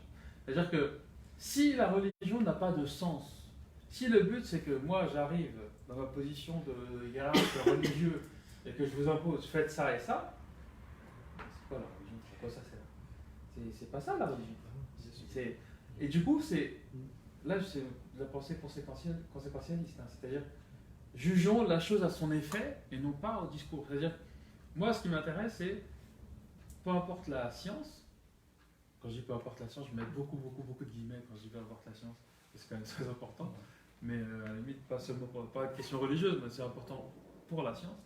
Mais il faut dégager un savoir, il faut dégager un sens, il faut que je puisse moi m'approprier de cette religion et savoir à quoi ça sert et qu'est-ce que c'est. C'est pour ça que moi j'ai des problèmes et j'aimerais que vous m'aidiez. J'ai l'impression qu'il y a un questionnement philosophique qui est là et un questionnement théologique et c'est pas les mêmes logiques. Franchement, c'est pas les mêmes logiques. Et là, on est un peu. Vous dites, ouais, vous semblez d'accord? Je suis plus d'accord avec vous, mais continuez. Parce qu'en fait, c'est le même classification qu'a utilisé Averroès, par exemple. Philosophe, théologien et prédicateur. Et franchement, depuis tout à l'heure, en vous écoutant, de temps en temps, je me dis, mais j'entends le philosophe, bien sûr, vous êtes philosophe, et le théologien, je ne le sens pas tellement, en fait, qui s'occupe de la chose de Dieu. En gros, hein, pour rester au ras des pâquerettes. Et Là, vous allez voir que dans les 3 principes, vous allez entendre le théologien. alors on attend. Non, parce que tu veux dire quelque chose, Frédéric? Oui, avant que tu passes, est-ce que ce que tu es en train de dire, entre guillemets, sur le libre arbitre et la décision humaine finale dans un acte, avec l'intention avant, est-ce que c'est le fatum passif et le fatum actif, avec la nécessité que l'homme fasse l'action finale, même si Dieu, entre guillemets, l'a vu ou l'a... Il y a ce qu'on appelle, alors c'est ça qui est marrant aussi dans la question de la théologie, ce que les sunnites appellent la prédestination, ce qui est le 6e pilier de la foi. Vous savez qu'il y a les 5 piliers de l'islam que tout le monde connaît, l'attestation de foi, le salat, le zakat, etc. Mais il y a les 6 piliers de la foi. C'est 2 choses différentes. Ces piliers de la foi, qu'on retrouve chez les sunnites notamment, il y a les 5 piliers que tous les musulmans reconnaissent, parce que c'est dans le Coran, hein, c'est reconnaître l'existence de Dieu, des livres, des anges. C'est quoi la préscience? Dire, moi je prends le téléphone, d'accord? Je prends le téléphone. Est-ce que Dieu savait que j'allais prendre le téléphone? Parce qu'il le découvre au moment où je le prends. Si on est pour le libre arbitre, on estime que c'est nous qui créons l'acte. Qui est linéaire. On a une connaissance linéaire, c'est-à-dire qu'on connaît 1900, après 1901, après 1902, après 1903. Il y a une place ici. Dans la conception, Dieu, comme il sait tout, il est omniscient, il connaît 1901 et comme il connaît moins 403, en même temps il sait tout. La différence, elle est où? C'est que, est-ce que c'est Dieu qui prend la décision? Est-ce que c'est lui qui a décidé qu'il allait prendre le téléphone? Ce qu'on dit, c'est que Dieu nous a donné les conditions et il sait ce qu'on va faire, il connaît les conséquences de notre libre arbitre. Et là, l'image que je prends le plus pour expliquer cette idée-là, qui me paraît la mieux, c'est l'exemple de l'éditeur et de l'auteur. L'éditeur qui va sortir le livre, il sait ce qu'il y a dans le livre, connaît le livre, il l'a déjà lu, d'accord? Mais c'est pas lui qui l'a écrit. Par contre, il est capable de dire à quelle date il va sortir le livre et quel sera son prix. D'accord? Mais c'est pas l'auteur. Donc Dieu a une connaissance préalable de nos actes. Donc c'est là en fait où il y a Dieu sait avant, mais c'est pas parce qu'il sait qu'il a choisi pour nous. C'est ça la différence qu'on a avec les achats. Alors, pour le côté volet un peu théologien, il y a donc les 2 premiers principes qui sont, en fait, c'est vraiment les 2 principes qu'on rattache le plus au mutazilisme. C'est-à-dire que, vous savez que chaque groupe, chaque école a son propre petit sobriquet quelque part. Les sunnites, on les appelle Ahl-Sunnah wal Jama'a, donc les gens du consensus et du regroupement, de la communauté. Les chiites, on les appelle Ahl-Bayt. Les Khawarij, plutôt l'Ibadiyya, on dirait aujourd'hui, les Ibadites, qui est la dernière branche qui s'est maintenue du khawarijisme, on appelle Ahl-Haqq wal-Istiqama, donc les gens de la vérité et de la rectitude, de la droiture. Et les Mu'tazila, on appelle Ahl-Adl wal-Tawhid, les gens de l'unicité et de la justice. Alors, ça, ce sont les 2 premiers principes de base. Ensuite, ils se déclinent. Ils se déclinent dans 3 autres qui sont aussi importants. Le 3e, dans l'ordre, c'est le wa'd wal-wa'id. C'est la promesse et la menace. Et ça revient un peu à la discussion qu'on vient d'avoir. La promesse et la menace, c'est la promesse du paradis et la menace de l'enfer. La question est de savoir. Les sunnites disent, parce qu'on est musulman, quoi qu'on ait fait, donc on a mal agi, on a mal vécu, etc., on ira en enfer pour une période. Après, on ira au paradis parce qu'on est musulman. Mu'tazila, ils disent non. Parce que, prenons le Coran, quand il dit quelqu'un met son pied en enfer, khalidun fiha abada. C'est-à-dire, il reste là-bas à jamais. Il n'y a pas de. Il y a même un verset coranique qui dit ils disent nous allons passer qu'un temps en enfer et puis après. Le Coran, il rejette cette compréhension-là. Donc, ici, quand on dit wa'd wa'id, promesse du paradis, menace de l'enfer, c'est au sens plein. C'est pas parce qu'on est musulman qu'on va finir au paradis. C'est faux. Si on est musulman, si on est croyant, si on prend la Surah al-Hujurat, قالت الأعراب آمنا. les Bédouins ont dit nous croyons. Ne dites pas que vous croyez, dites vous vous soumettez ou vous appliquez. Mais la foi n'est pas rentrée dans votre cœur. Ça veut dire que si on est croyant et fidèle, pour reprendre le mot, eh ben, on ne peut pas réaliser des actes qui nous emmèneraient à l'enfer. On ne peut pas voler, tuer, massacrer, etc. On ne peut pas faire ce genre de choses. Si on le fait, c'est qu'on ne pratique pas, la croyance. C'est-à-dire qu'il y a il y a quelque chose de brisé entre l'aspiration de la foi et mes actes. Vous vous rappelez ce qu'on a parlé tout à l'heure de l'aspect conséquentialiste de la croyance. Bon. Donc, je ne souhaite à personne. Ceux qui vont en enfer iront éternellement, si on s'appuie encore une fois sur une lecture du texte coranique. Ceux qui vont en enfer, ils vont éternellement. Et ceux qui vont au paradis, ils vont éternellement. Et le paradis est mérité par ses actes. Là, on revient à la question que la raison, alors, on verra la raison quoi, comme la raison, mais en tout cas la raison première des preuves, ça veut dire que ceux qui ont agi justement dans leur vie, qui ont fait du bien, etc., est-ce qu'ils iront en enfer parce qu'ils n'étaient pas musulmans? Mu'tazila vous disent non. C'est Dieu qui jugera, bien sûr, parce qu'on ne connaît pas tous les tenants et les aboutissants.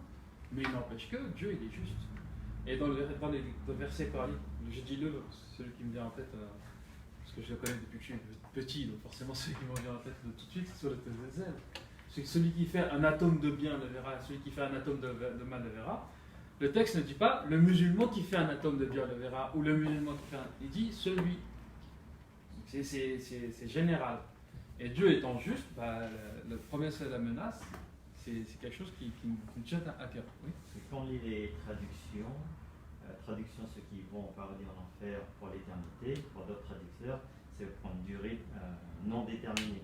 Une durée non déterminée n'est pas forcément l'éternité. C'est vrai. Voilà. Donc, c'est vrai. Alors là, vous mettez le doigt sur un débat théologique très intéressant. Et puis il y a aussi la référence par rapport au verset qui demande aux anges de se prosterner. Dans la traduction de Maurice Goton, il me semble que c'est à cause de Dieu. Et c'est pas devant Dieu, c'est qui est. Enfin, devant l'homme. Adam, c'est pas. Voilà, lit. Donc, c'est pas le fait d'honorer Adam comme une divinité. Mais c'est Edem comme une qibla, comme une direction pour prier Dieu quand même. Et pas pour l'homme. Adam lui-même. Oui. Ça, je sais pas si tu veux. Oui, non, mais si je vois la traduction et la subtilité. Mais après, c'est je dirais la même idée, c'est-à-dire que il y a un moment donné où Dieu accorde une. C'est pas la divinité. Le but n'est pas de se prosterner devant Adam comme une divinité, sinon ça n'aurait aucun sens avec le reste du corps. Mais c'est plutôt dire que Adam aura la capacité d'être le khalife, d'avoir une charge de khalife sur terre, et qu'il aura la capacité de ne pas seulement semer le sang, etc., parce que les anges au début refusent de faire ça, parce qu'ils estiment qu'il va semer la corruption sur terre. Donc c'est plutôt dire non, Adam est capable en fait parce que je lui donne justement tous les outils pour le faire, est capable d'être digne de cette nouvelle fonction. Donc c'est aussi cette idée-là, c'est que Adam est quand même chargé d'une nouvelle fonction, qui n'est pas une fonction, c'est pas de dire que Adam devient Dieu, c'est pas du tout la question, mais qu'il est chargé vraiment d'une nouvelle mission. Donc c'est pas, en fait, je dis même la question, je dirais, de savoir qu'est-ce que devient Adam dans cette histoire, la question n'est même pas là en fait. On est là devant une prise de conscience de la confiance qui est remise en Adam. Enfin, selon moi, encore une fois, c'est une interprétation parmi d'autres. Je veux juste dire que depuis le début, ce sera une exemple, j'ai l'impression d'assister à un cours de mathématiques, d'équations par A plus B, etc. Enfin, et c'est très intéressant, mais je me dis, où est la miséricorde, où est Rahma, où est. Voilà, il y a quelque chose qui me dérange dans tout ça. Bah, c'est justement. On verra, mais il faut d'abord poser les bases. Ouais.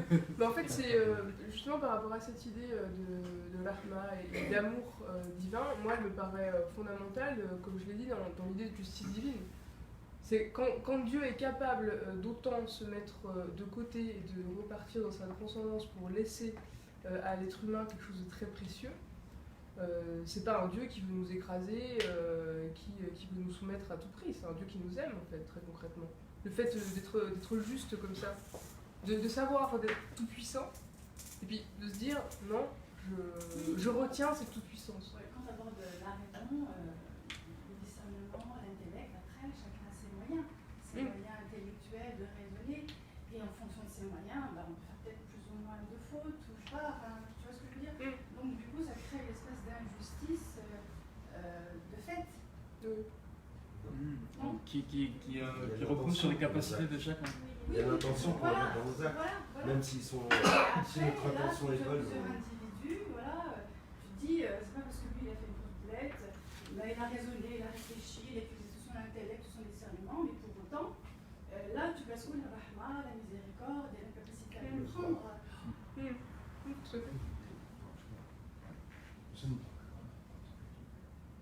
Je suis une femme, je ne suis même pas un homme. Je pense que c'est une...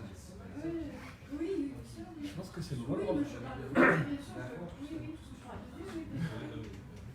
Non, je pense que c'est une bonne remarque. Merci, monsieur. Très très bonne remarque parce que la raison ne suffit pas en fait. Par rapport à la raison est très importante en islam, mais elle ne suffit pas pour connaître Dieu parce que, par exemple, vous avez, quand on regarde le soleil, en fait, il y a un exemple, je ne sais plus c'était quel savant, quand on regarde le soleil, on a l'impression que c'est la taille d'une pièce. Mais qu'est-ce qui va corriger l'œil? La perception de l'œil, c'est la raison qui va faire le calcul. Mais au-delà de tout ça, il y a un autre organe, qui est l'organe interne, l'organe du cœur. En fait, c'est vrai, hein, il y a des personnes qui sont ils ont des capacités intellectuelles, mais Dieu, comme il est juste, et bien il y a un autre, on peut expliquer ce monde, on peut découvrir les subtilités de ce monde, le secret de Dieu, la connaissance de Dieu par un autre aïe. Par exemple, vous connaissez tous l'histoire de Sayyidina al-Khadr. Ouais. Il dispose. C'est dans la sourate La Caverne. La caverne. En fait, Moussa, le prophète de Dieu, comme c'était un approché, il est parti chercher la science auprès d'une personne qui n'était pas prophète, donc quelqu'un qui était supérieur à lui. Et qu'est-ce qui s'est passé au cours de son voyage initiatique? Quelque chose de très important, c'est qu'il a jugé par l'extérieur, en fait, l'aspect extérieur. Il a tué un enfant, il a été ingrat parce que il a en fait le bateau, il a fait une brèche. C'est des actes en apparence qui sont mauvais. Mais en fin de compte, il y avait. Tu parles de l'homme vert et de L'homme vert, oui. Mais c'est pour dire que voilà, on peut, en fait, la raison peut nous tromper, notre visuel peut nous tromper, mais en fait, c'est pas suffisant la raison. Je sais que c'est important, c'est le sujet du débat aujourd'hui, mais c'est pas suffisant. En fait. Je voudrais rebondir là-dessus. En fait, le problème qu'on a en Occident, c'est de ne voir la raison que comme une raison très voilà, une raison raisonnante très cartésienne. Sauf que dans le raql en arabe, ça ne signifie pas que la raison cartésienne. Le raql, c'est aussi la raison intuitive. C'est-à-dire qu'on a d'un côté une raison qui est très analytique, où on doit partir d'un point A pour aller à un point B, puis on va passer par un certain chemin, donc on va y aller doucement par étapes. Mais dans le raql, il y a aussi l'intuition, une raison qui est très très synthétique, qui va venir saisir les choses de manière globale. Et là, c'est du cœur. C'est-à-dire que le raql, il y a le sens caché, le sens apparent, ça rentre dans cette idée-là.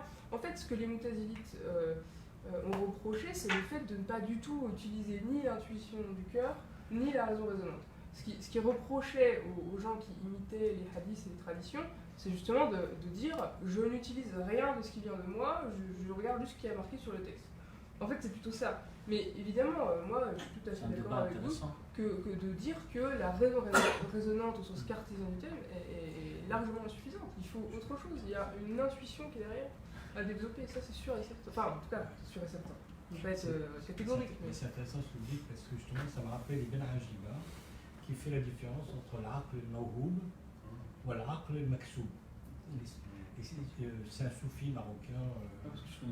Ah oui, très bien. Très bien. Al-Bahr al-Madid, Ibn Ajiba, est extraordinaire et il fait cette différence. Et puis il y a un shir que les Tunisiens et les Algériens connaissent, shir Lakhdh Hussein. Par rapport à ce que vous dites, c'est très intéressant. Il dit Rahma, c'est une définition qu'il donne, il dit Riqa fil qalb,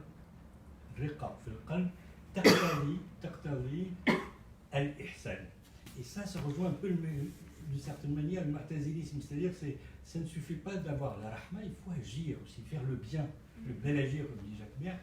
Donc, vous voyez, c'est un peu dialectique. Le basar ou le basira, en gros. Hein, le basar ou le basira. Après, ce que vous, la remarque, merci, c'est très intéressant, je ne sais pas le Hajiba, mais ce que vous dites est vrai, mais ce qu'on fait, c'est qu'on fait une présentation générale. Après, le truc, c'est qu'effectivement, on sait très bien que chacun, en fonction des formations, en fonction de son vécu, en fonction de son travail, en fonction de plein d'éléments, fait qu'on ne va pas tous forcément avoir les mêmes... Mais peu importe, peu importe. Parce que, en fait, ce qui compte, c'est quoi? C'est le fait de reconnaître sa place en tant que créateur de son propre acte, avec toutes les conséquences. Si je dois agir en connaissance de cause. Si je dois faire un choix, le mieux c'est de me renseigner, le mieux c'est de savoir. Je ne vais pas faire... Après, on parle aussi de comment on appelle ça, l'intelligence froide et l'intelligence chaude. Vous voyez, ces expressions. L'intelligence froide, c'est la capacité synthétique, la réflexion froide, cartésienne un peu. L'intelligence chaude, c'est un peu, je dirais, l'intelligence du cœur. C'est à un moment donné, on peut faire fi de préceptes, d'obligations et je ne sais quoi, parce qu'il y a un moment donné où il faut laisser le cœur s'exprimer. Et ça, c'est pas... Comment dirais-je? Ça a une place. Ça a une place. Quand le Coran dit que Dieu s'est prescrit à lui-même, c'est quand même... Ça nous pousse, nous, malgré nos discours. Les discours, en fait, c'est quoi? Quand on parle de rationalité, quand on parle d'effort, de réflexion intellectuelle, c'est parce que on est responsable de nos actes. Et il faut mesurer le poids de ce que ça veut dire, parce que ça a un sens. Après, effectivement, chacun fait comme il peut. La question, c'est dynamique, ça s'adapte. Dieu en est conscient. D'ailleurs. Exactement. Dieu, il sait ça. Il sait que chacun va agir et va faire en fonction de intéressant l'histoire des anges. Déjà, qui c'est les anges? Cette représentation-là. Pourquoi Dieu il a besoin des anges? Et pourquoi les anges, à un moment donné, ils se rebellent vis-à-vis d'Adam? Moi, ces questions-là qui sont des questions dingues, mais ça m'intéresse. Ah oui, mais ça, c'est parce des que questions... il y a une triangulaire là, c'est incroyable. C'est des questions auxquelles on peut rester longtemps dessus. Oui, c'est clair. Mais pour revenir à l'utilisation de la raison, je pense que c'est l'utilisation de la raison inclusive. C'est-à-dire qu'en fait, c'est pas parce qu'on utilise la raison qu'on va rejeter l'intelligence chaude.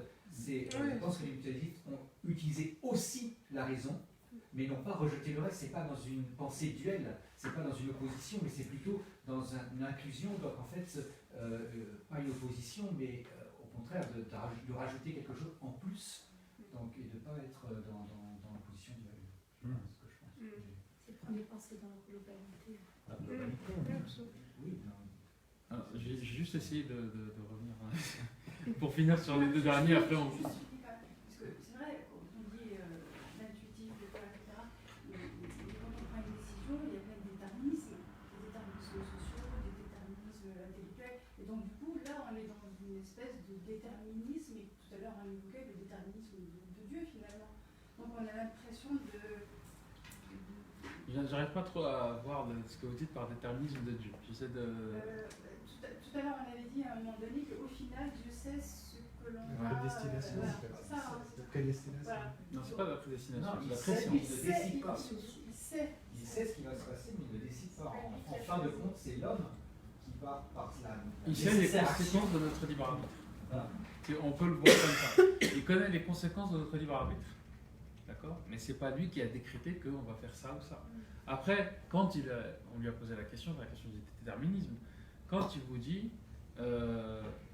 les événements, les choses, enfin tout ce que vous voulez, les conditions, vous inclinent, mais ne vous déterminent pas. C'est-à-dire qu'elles vous poussent, elles vous font fléchir, elles peuvent vous influencer, mais l'acte final, si vous êtes dans une assemblée, tout le monde vous dit de faire ça, d'accord? Vous avez une pression pour que tout le monde vous dise de faire ça, et vous faites ça.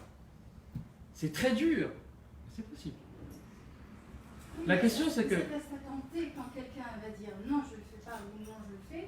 Il y a quelque chose qui se joue au-delà de la simple décision intrinsèque, individuelle. Je pense que nos choix, nous sommes nous responsables de nos choix au final, quoi qu'il arrive. C'est-à-dire que, je pense que c'est ça aussi l'enjeu. L'enjeu, il est là. Quel que soit l'âge, il y a un âge déterminé, quand on arrive à l'âge adulte, ou quand on est adolescent. Généralement, les musulmans pensaient que c'était l'âge du rushd. L'âge de raison, c'est l'âge du discernement. À partir du moment où on est capable de, après il est évident, on sait que plus on prend un petit peu de l'âge, plus on a des connaissances, on a de la bouteille dans la vie, c'est clair qu'on a plus de facilité à... Mais c'est là aussi notre raison d'intervenir en tant que, par exemple, parent. Moi, je suis papa depuis 9 mois. J'ai encore le temps d'y penser. Merci. Du coup, bon, j'y pense quand même un petit peu, mais c'est aussi la responsabilité, du coup, de ceux qui ont de la bouteille, de peut-être déployer les ailes et de laisser, de juger une fois qu'on a... Je suis pas d'accord avec vous. Pourquoi tu n'es pas d'accord? Moi, je pense qu'à partir d'un moment, je pense que on devrait se trouver des excuses, que ce soit Dieu ou autre chose, franchement, là-dessus. Ah bah c'est exactement ce qu'on dit. C'est exactement ce qu'on dit. Remettre la faute sur les parents. Moi, si Non, c'est pas ce qu'on dit. Je dis que les parents... Non, les parents... Oui, mais les mauvaises, c'est pas toi. Non, mais même quand on est petit, c'est pas perso de... Enfin, moi, pour moi, à partir de, je sais pas, 16 ans, tu peux prendre des décisions, je sais ce que c'est. Non, en fait, je comprends ce que vous dites tous les deux. Parce que, en fait, le truc, c'est quoi? C'est qu'effectivement, on est responsable de nos actes. Quand on décide de quelque chose, bah, t'as voulu, tu prends, t'as réussi, bravo, t'as échoué, bah, tu t'en prends qu'à toi-même. Après, le truc, c'est quoi? C'est que quand les parents ont, je sais pas combien, 20 ans, ou je sais pas combien d'expérience en plus. En Tunisie, il y a l'expression Akbar mennek bil, Akbar mennek hila. C'est-à-dire plus vieux que toi d'un jour, d'une nuit, plus vieux que toi d'une ruse. Donc en fait, l'idée, c'est de dire quoi?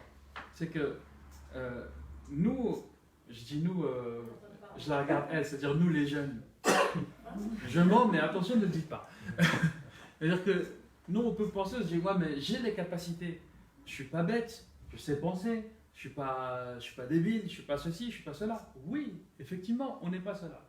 Mais l'expérimentation fait qu'on sait qu'il n'y a pas que ce qui se passe dans notre tête qui compte. Il y a des éléments extérieurs.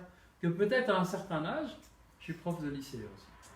Donc, peut-être qu'à un certain âge, on ne calcule pas, on ne voit pas. Pas parce qu'on est bête. Non, attends. Oui. Ça, je connais cette réaction-là. Non, pas parce qu'on est bête. Mais parce qu'on ne... C'est comme quand on joue aux échecs. C'est-à-dire que, ou bien on calcule, je suis très mauvais joueur, à un coup, ou alors on va calculer à 10 coups. Quand on est impétueux, jeune, en pleine confiance, je ne vise personne. Enfin, juste pas toi, mais je peux me mettre à tutoyer, pardon, c'est une habitude. Et quand on est jeune, quand on est ado, quand on est un peu dans la... Voilà, on rentre dans la vie quelque part. C'est à ce moment-là où on rentre vraiment dans la vie. On a vraiment l'impression de pouvoir tout faire. Et on peut tout faire, clairement. Et quand dans le tout, il y a aussi le mal.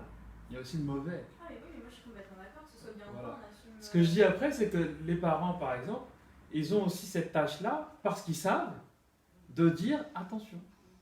Après, effectivement, après les personnes, quand on grandit, on prend de l'âge, au bout d'un moment, on voit les parents. C'est vrai que les parents, même quand j'imagine que moi j'ai 40 ans, ma mère continue de penser que j'en ai 15, bon, ça c'est normal.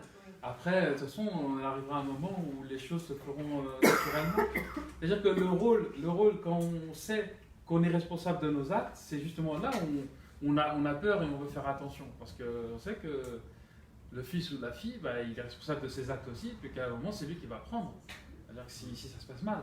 Et donc, on ne veut pas avoir ces enfants qui se prennent des trucs mauvais. Oui, mais toi, t'es là justement de conseiller, ou je pense que c'est ma décision, donc si je fais quelque chose de mal, c'est pas ta façon.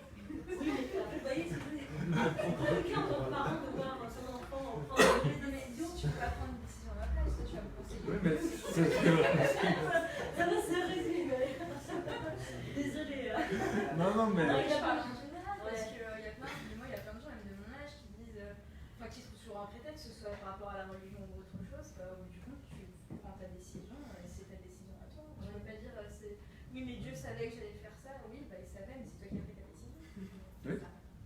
Mais nous, en tant que parents, vraiment, comme on dit, on aimerait que nos enfants soient avec sa vitrine, c'est ce qu'on voudrait. Et on a toujours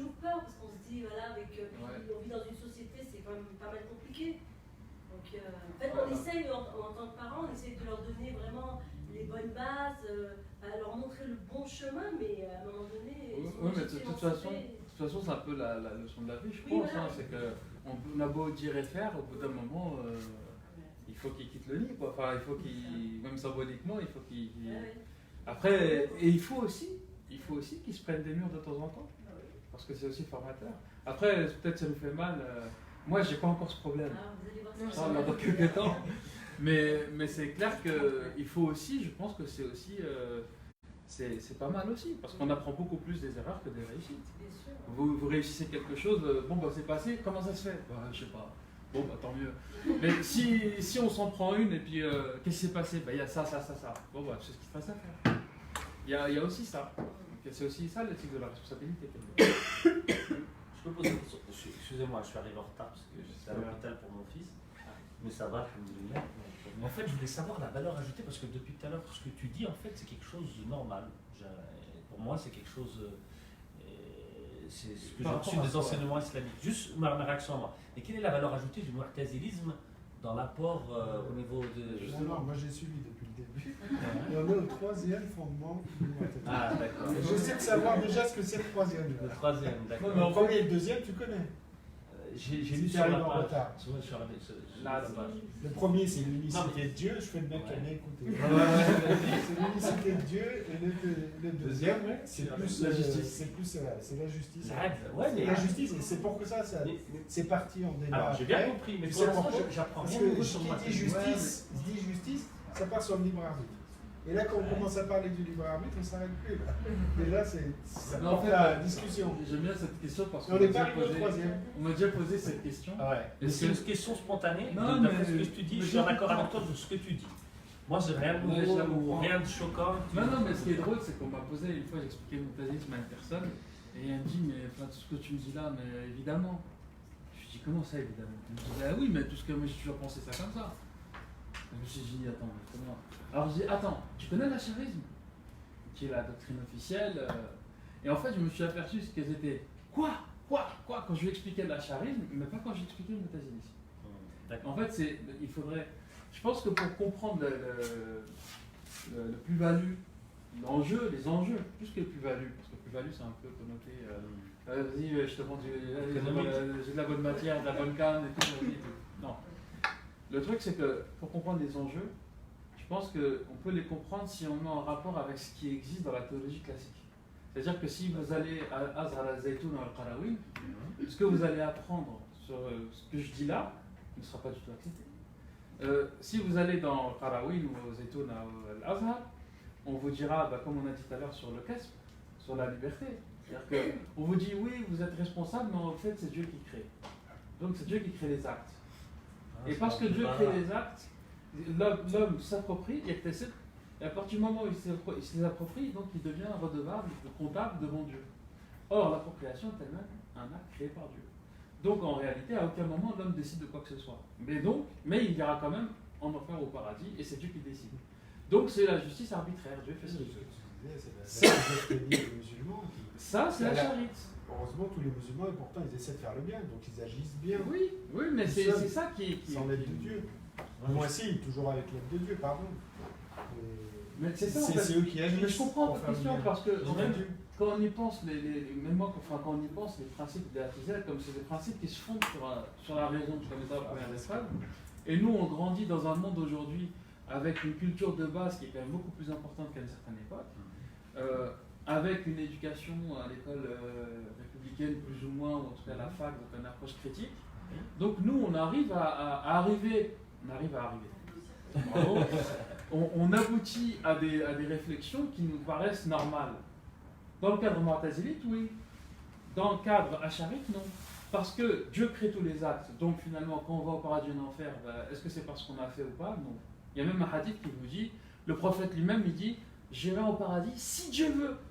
Parce qu'après tout, même moi, je ne suis pas sûr de... Autrement dit, c'est l'arbitraire divin, et donc c'est le père fouettard avec le gourdin qui est derrière la porte, et qui attend qu'on glisse pour nous tomber dessus, ou pas. Parce qu'après tout, il peut très bien aussi ne pas le faire. Je ne voudrais pas lancer le débat, mais... un petit peu quand même. Déjà. Un petit peu, tu veux lancer le débat? En fait, c'est réducteur quand tu dis arbitraire divin. En fait, il y a deux traditions, excuse-moi, Il y a deux traditions. Il y a personne, une femme pieuse qui faisait des actes, on dit que c'était salihin. Et il y a une femme qui était une prostituée, et parce qu'elle a fait un acte de bonté envers un animal ou envers quelqu'un d'autre, Rabbi lui a fait miséricorde. On peut continuer Il y a une sur réflexion. cette thématique parce que là on part dans une discussion qui n'a rien à voir avec. Alors, juste je finis, ouais. Si, quand même. Ah, c'est pas gentil, si, quand même. C'est pas gentil. Non. Certaines choses, je pense Oui, qu'il faut je suis qu'on d'accord. Non, mais on continue et à la fin, on terminera de toute façon avec des questions à la fin. Il faut l'introduction et puis après, Ouais, j'ai compris. Faut noter bien, vous avez bien expliqué. Parce qu'on va pas, non, on peut pas rester pour le. Faut noter, puis on. Ouais, pas de souci. C'est juste l'introduction. Passionnant. C'est passionnant. Voilà, ouais. Juste, donc les trois premiers, récapitulons, Tawhid, donc l'unicité, la justice et la promesse du paradis et la menace de l'enfer définitive. Quand on y rentre, c'est définitivement. Le quatrième principe, ce qu'on appelle le Manzila Bana Manzilatayn, c'est celui qui historiquement passe pour être le premier qui a été produit, créé, développé. C'est la demeure entre les deux demeures, la demeure intermédiaire. C'est quoi cette histoire? On a dit qu'un jour, à l'époque, il y avait des débats entre les musulmans qui revenaient un peu à cette question-là. Est-ce que le musulman coupable d'une faute grave, d'un grand péché, il ira en enfer, comme le disent les Kharidjites, parce qu'ils disent que celui-là c'est un hypocrite, puisqu'il n'a pas appliqué la loi divine, ou comme le disent les Murjites, qui était un groupe qui existait, le Murji'a, qui disait c'est Dieu qui décide, ça revient à Dieu et on ne peut pas considérer cette personne-là comme un pécheur. Et comme du coup un kafir, comme un dénégateur, comme un apostat. Bon. Et donc quelqu'un est venu dans la mosquée de Basra poser la question à un grand religieux qui s'appelait Hassan al-Basri, donc qui était un tabi'i, un suiveur, qui fait partie des premières générations. Et donc parmi ces disciples de Hassan al-Basri, il y avait Wasl ibn Ata, celui qu'on a vu au début, un des fondateurs qui passe pour être fondateur du Mu'tazilisme. Et donc, on pose la question à Hassan al-Basri, on dit alors, Cheikh, qu'est-ce que vous en dites? Quel est le statut de ce pécheur, de cette personne? Et avant qu'il puisse répondre, Wasl se lève et il dit le croyant, le musulman qui commet un grand péché n'est plus croyant, n'est plus iman, mais il n'est pas non plus dénégateur, il n'est pas non plus apostat. Il est dans une position intermédiaire, il est entre les deux maisons de la croyance et de l'apostasie. Il est il a dit, si il meurt dans cet état-là, on doit le considérer comme un kafir, comme un apostat. Quelqu'un qui a renié ce qui était dans les commandements. Et s'il se repent, comme il est dit dans le Coran, tauba, alors on le considère comme un croyant, comme un musulman, et là, normalement, on le considère comme un croyant. À l'époque, cette question-là avait un aspect civique. Pourquoi? Parce que les droits étaient indexés sur l'appartenance religieuse. Si on disait que vous n'étiez plus croyant, donc plus d'héritage, plus de témoignages, plus de plein de choses. Donc il y avait un aspect extrêmement concret. Aujourd'hui, notre lecture aujourd'hui, on n'est plus dans ce cadre-là. Notre lecture aujourd'hui, c'est de dire quoi?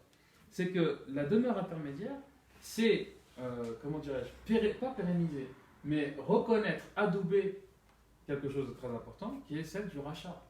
Le droit à la faute, le droit de se tromper, le droit de... Si on est sincère, on peut être croyant, on peut être tout à fait sincère et commettre quelque chose d'énorme, alors qu'on n'a pas voulu, peu importe.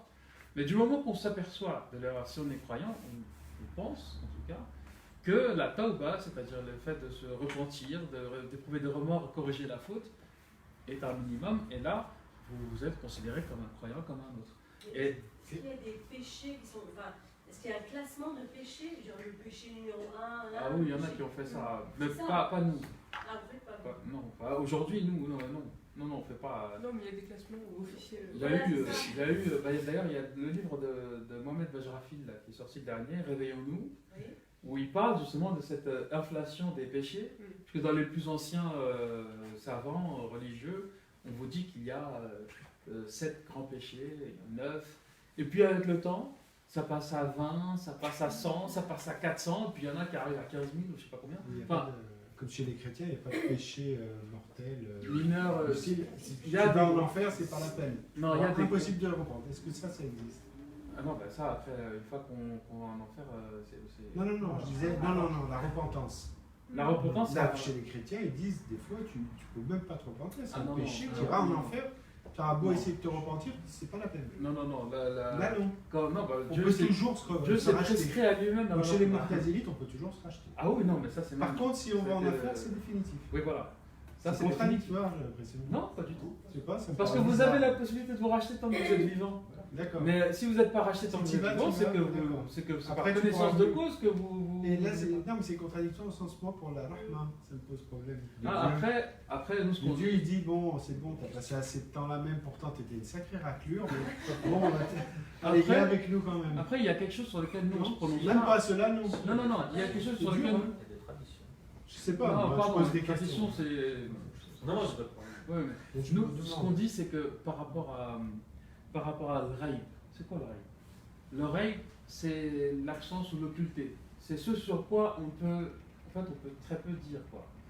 Ce qu'on dit, nous, sur le fait qu'on va aller en enfer, etc., c'est la lecture logique des textes, du texte coranique qui nous fait dire ça. Parce que Dieu dit, celui qui va en enfer, il reste, celui qui va au paradis, il reste, et voilà. Mais Dieu ne parle pas forcément des positions intermédiaires, il parle de ceux qui se rachètent, il parle de ceux qui vont corriger leurs fautes. Donc c'est aussi pour ça qu'on arrive à déduire le principe de la demeure intermédiaire entre les deux demeures.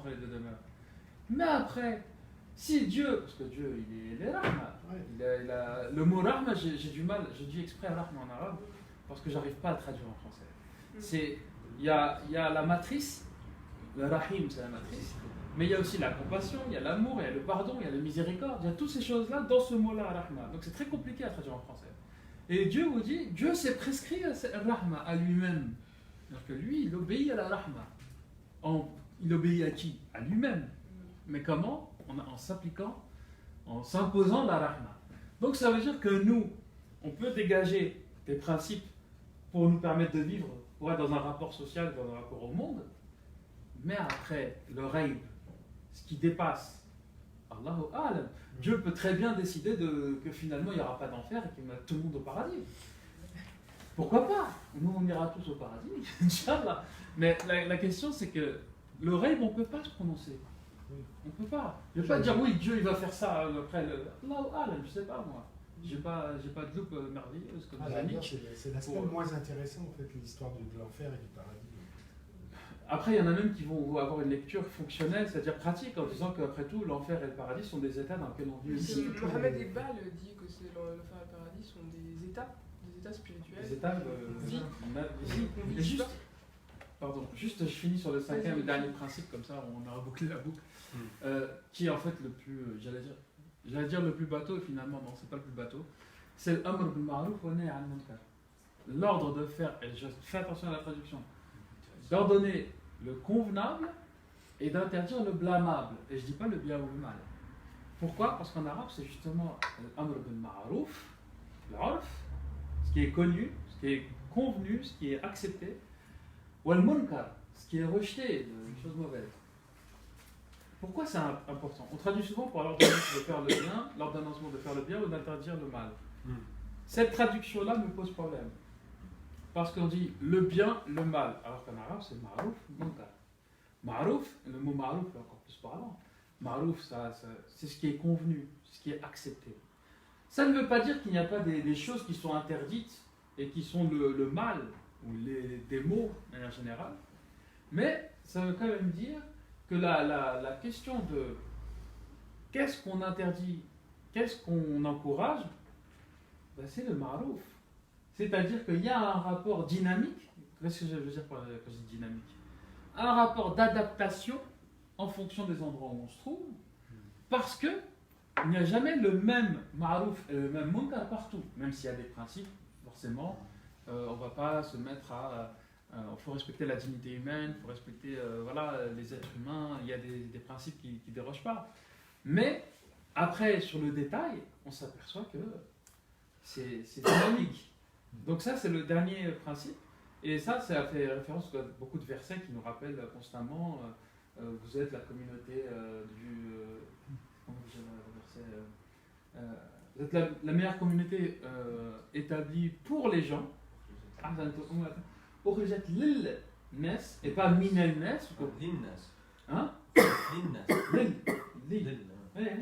L'ilnas, c'est très important parce que ça veut dire vous êtes la meilleure communauté, certains traduisent sortie parmi les hommes.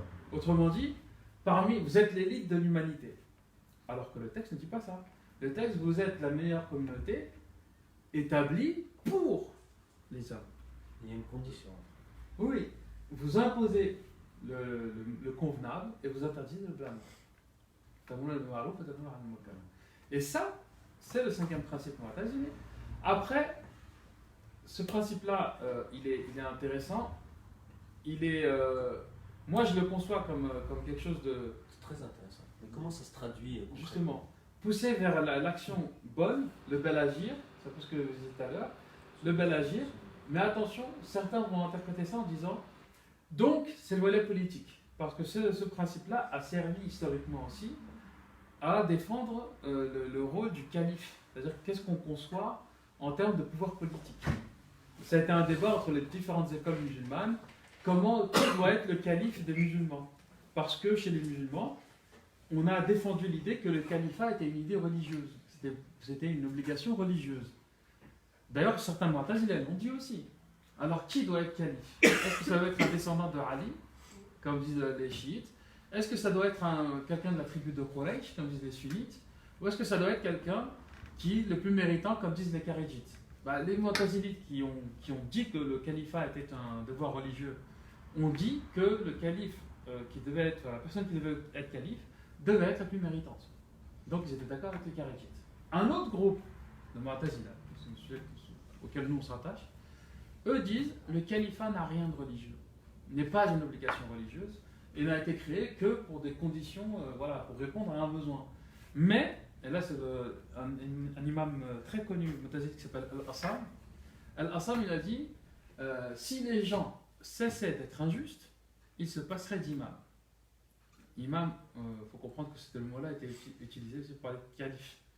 Imam avec une majuscule, quand je dis majuscule, attention, parce que si on est chiite, on va penser à l'imam caché. Le chef politique. Voilà, le chef politique, on l'appelle aussi imam. Donc ici, la phrase d'Al-Assam, c'est si les gens arrêtaient d'être injustes, plus besoin de pouvoir politique.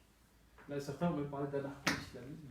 C'est-à-dire, en fait, de base anarchiste à inspiré d'une pensée religieuse, comme il existe aussi des anarchistes chrétiens, etc.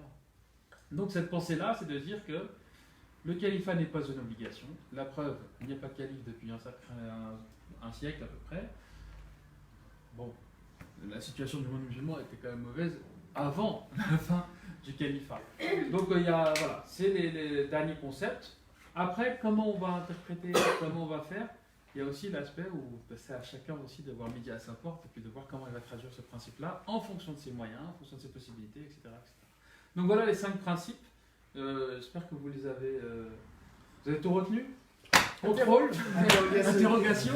Si on répond juste, tu nous donnes un boîte, c'est ça? Voilà, si vous répondez juste, vous pourrez avoir quelque chose. Si vous ne répondez pas bien, il faudra payer.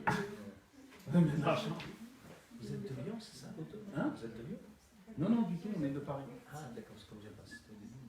Non, on est venu, comme on a voulu participer, on a voulu aller à... je sais pas si ça se dit province, on est à Lyon. C'est la capitale des Gaules. Ouais, mais les Gaules, ça fait longtemps que ça existe plus. Faudrait peut-être se rappeler, les Lyonnais. Non. Il y a pas de... C'est bon, ça aurait pu être la capitale de la France. Exactement, c'est ce que je disais. Ouais, mais parce qu'il les dénigre. Hein, mais ça dénigre pas du tout. Non, Lyon historiquement, pendant très longtemps, c'était plus important que Paris. Hein. Oui, mais ça s'est joué. On est bien intégré là.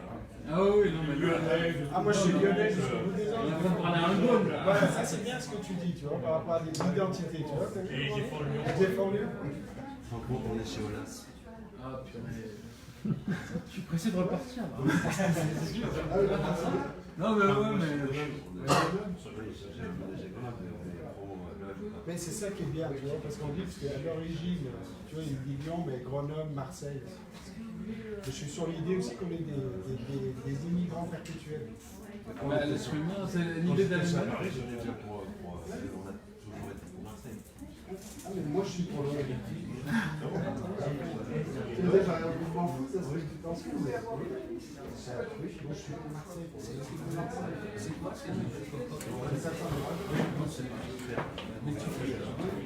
J'arrête l'enregistrement.